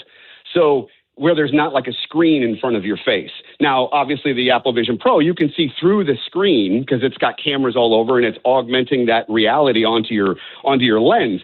But I think the end game is going to be small, lightweight, wearable glasses that people wear every single day, not just for the Masters, not just for a concert, but on the daily, whether you need prescription glasses or not. People will be wearing these because it will help you with everything. Because AI will be built into the glasses to help you with everything you're doing at work, entertainment, navigation. If you're taking a walk around a town that you've never been to, these are the kind of things that it'll show you where to go and give you the history of a certain building. And you'll be able to say, hey, tell me more about the arch. And a tourist would be at the arch grounds, and your glasses are telling you everything about the arch while you're standing there looking at it. I think that's where we're going, and it will not take very long before those glasses reach the ability of a VR headset.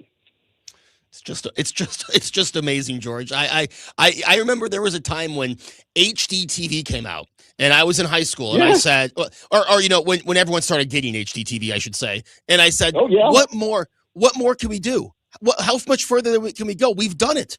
This is the clearest picture I've ever seen. And 20 years later, I am continued to be amazed.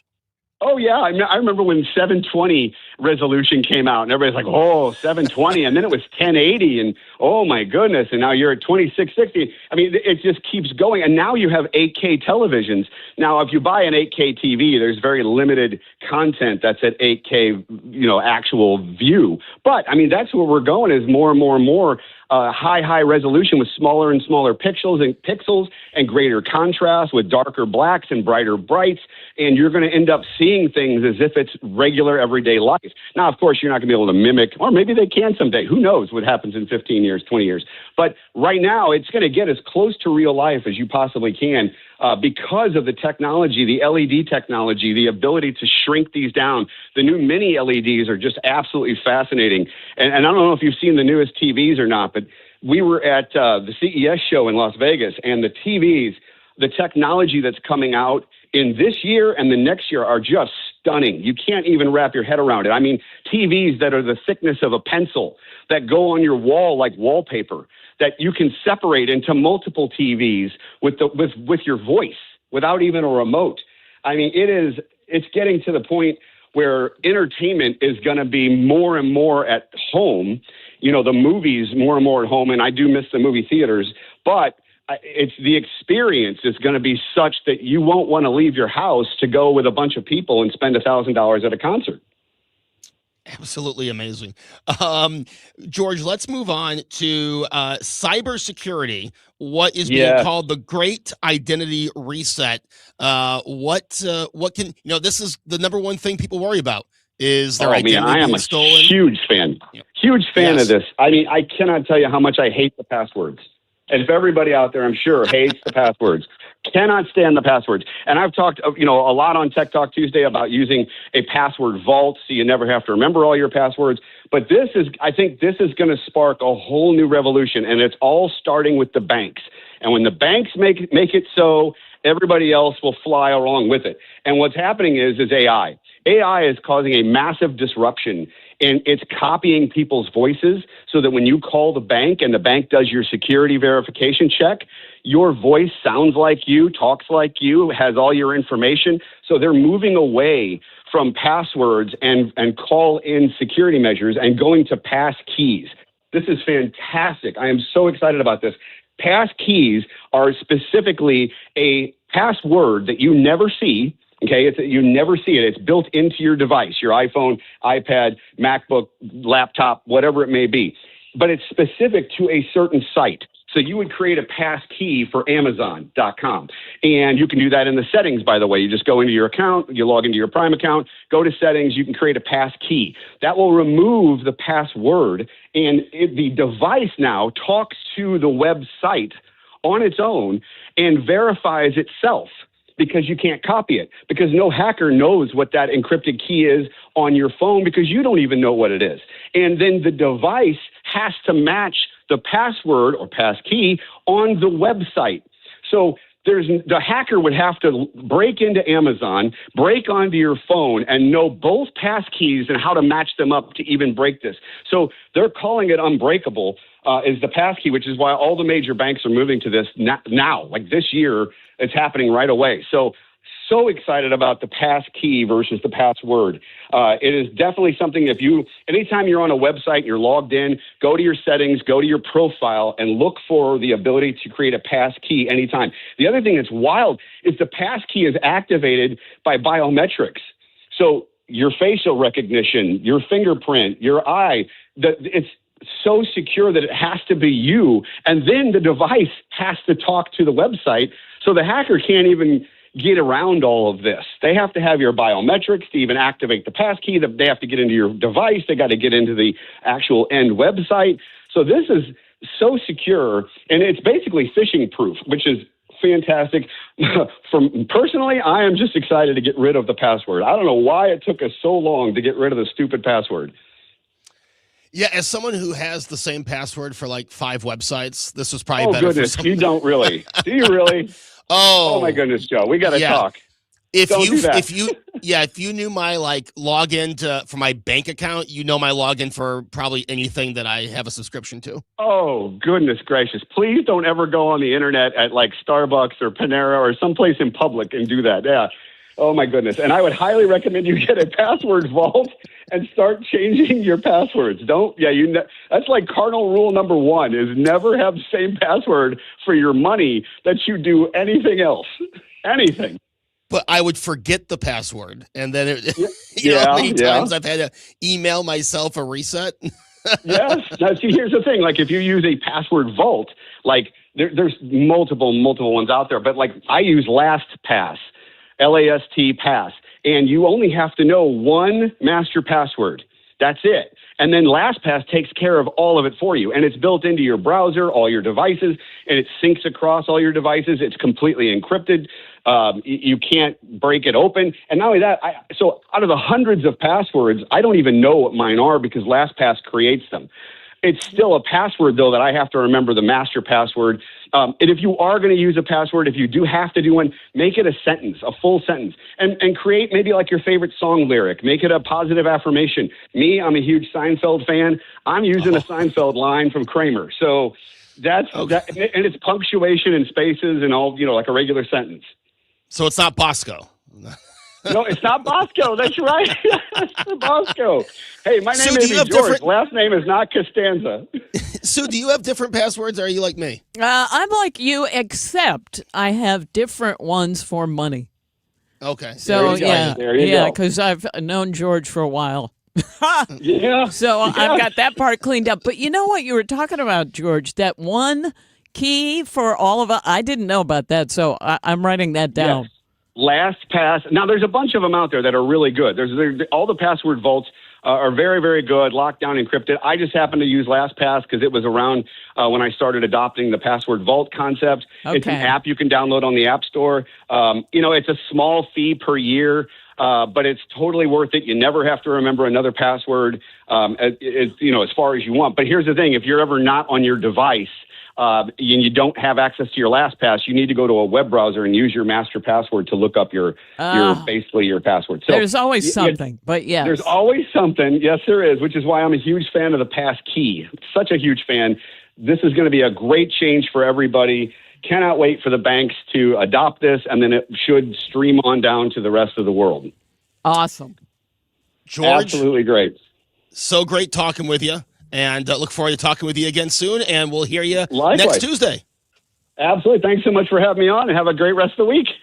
That is George Rosenthal, owner of ThrottleNet Tech Talk Tuesday. And before we get to traffic, we had breaking news during that interview. The president has agreed to a 2-week ceasefire, calling it a double-sided ceasefire. But that is, President Trump has accepted Pakistan's proposal for a 2-week ceasefire. So that deadline has now been moved, and talks continue. We'll have more after this. It's Joe Beamer in for Mark Reardon on 97.1 FM Talk. Traffic from the 97.1 FM Talk Traffic Center. Still some volume on southbound 170 from Olive through 64. Eastbound 64, a little bit slow, approaching 270 through Big Bend.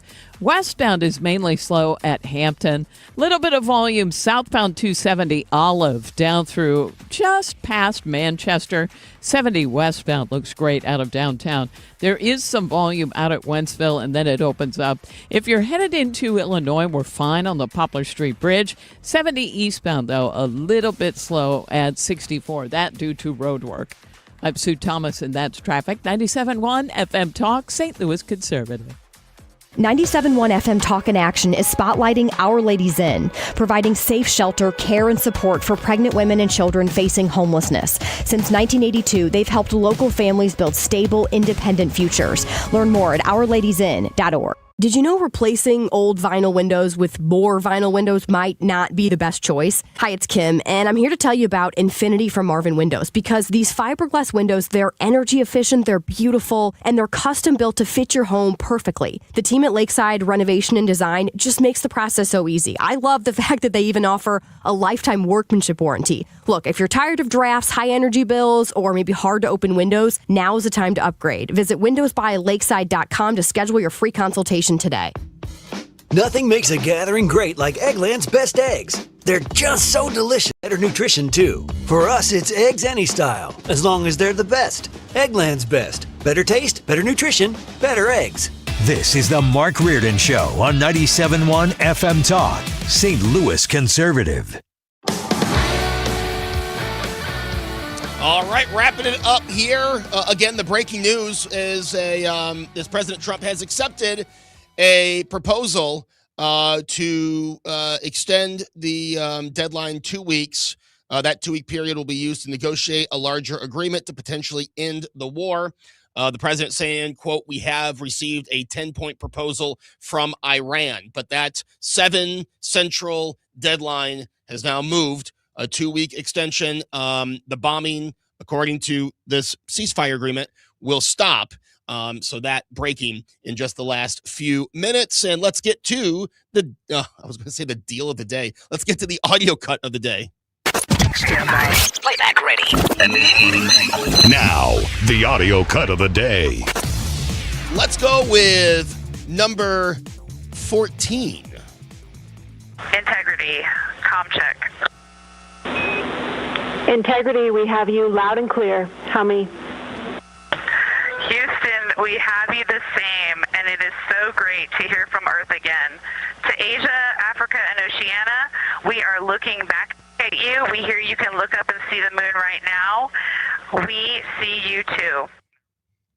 Amazing. After 30 to 40 minutes of no contact with Earth, as they were the furthest point on this trip, that is the Artemis mission, the Artemis crew regaining contact with the Earth. I think that's just absolutely fascinating. And to see where we go and what we can do in the next few decades, I think it's awesome. I also think it's kind of a shame that we didn't really do anything in space for 50 years.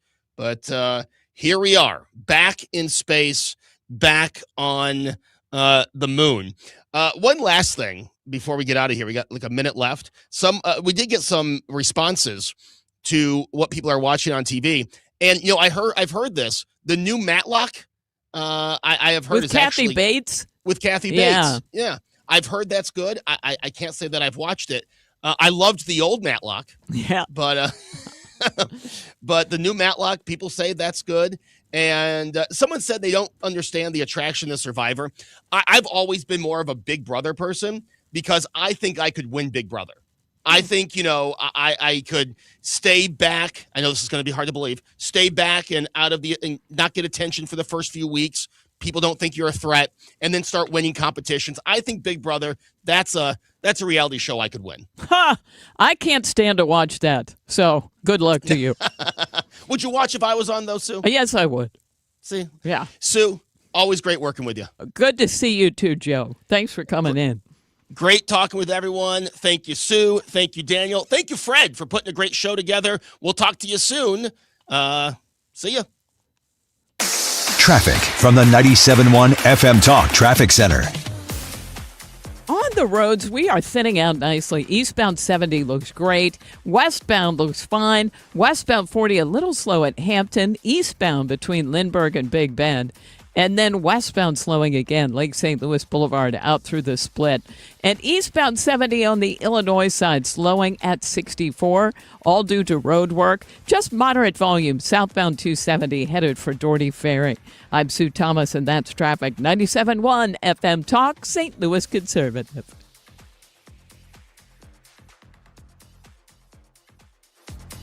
And informed decisions about your retirement strategies. Why not rely on individuals who can optimize your thinking and optimize your plan and optimize all the resources and show you what's all available to be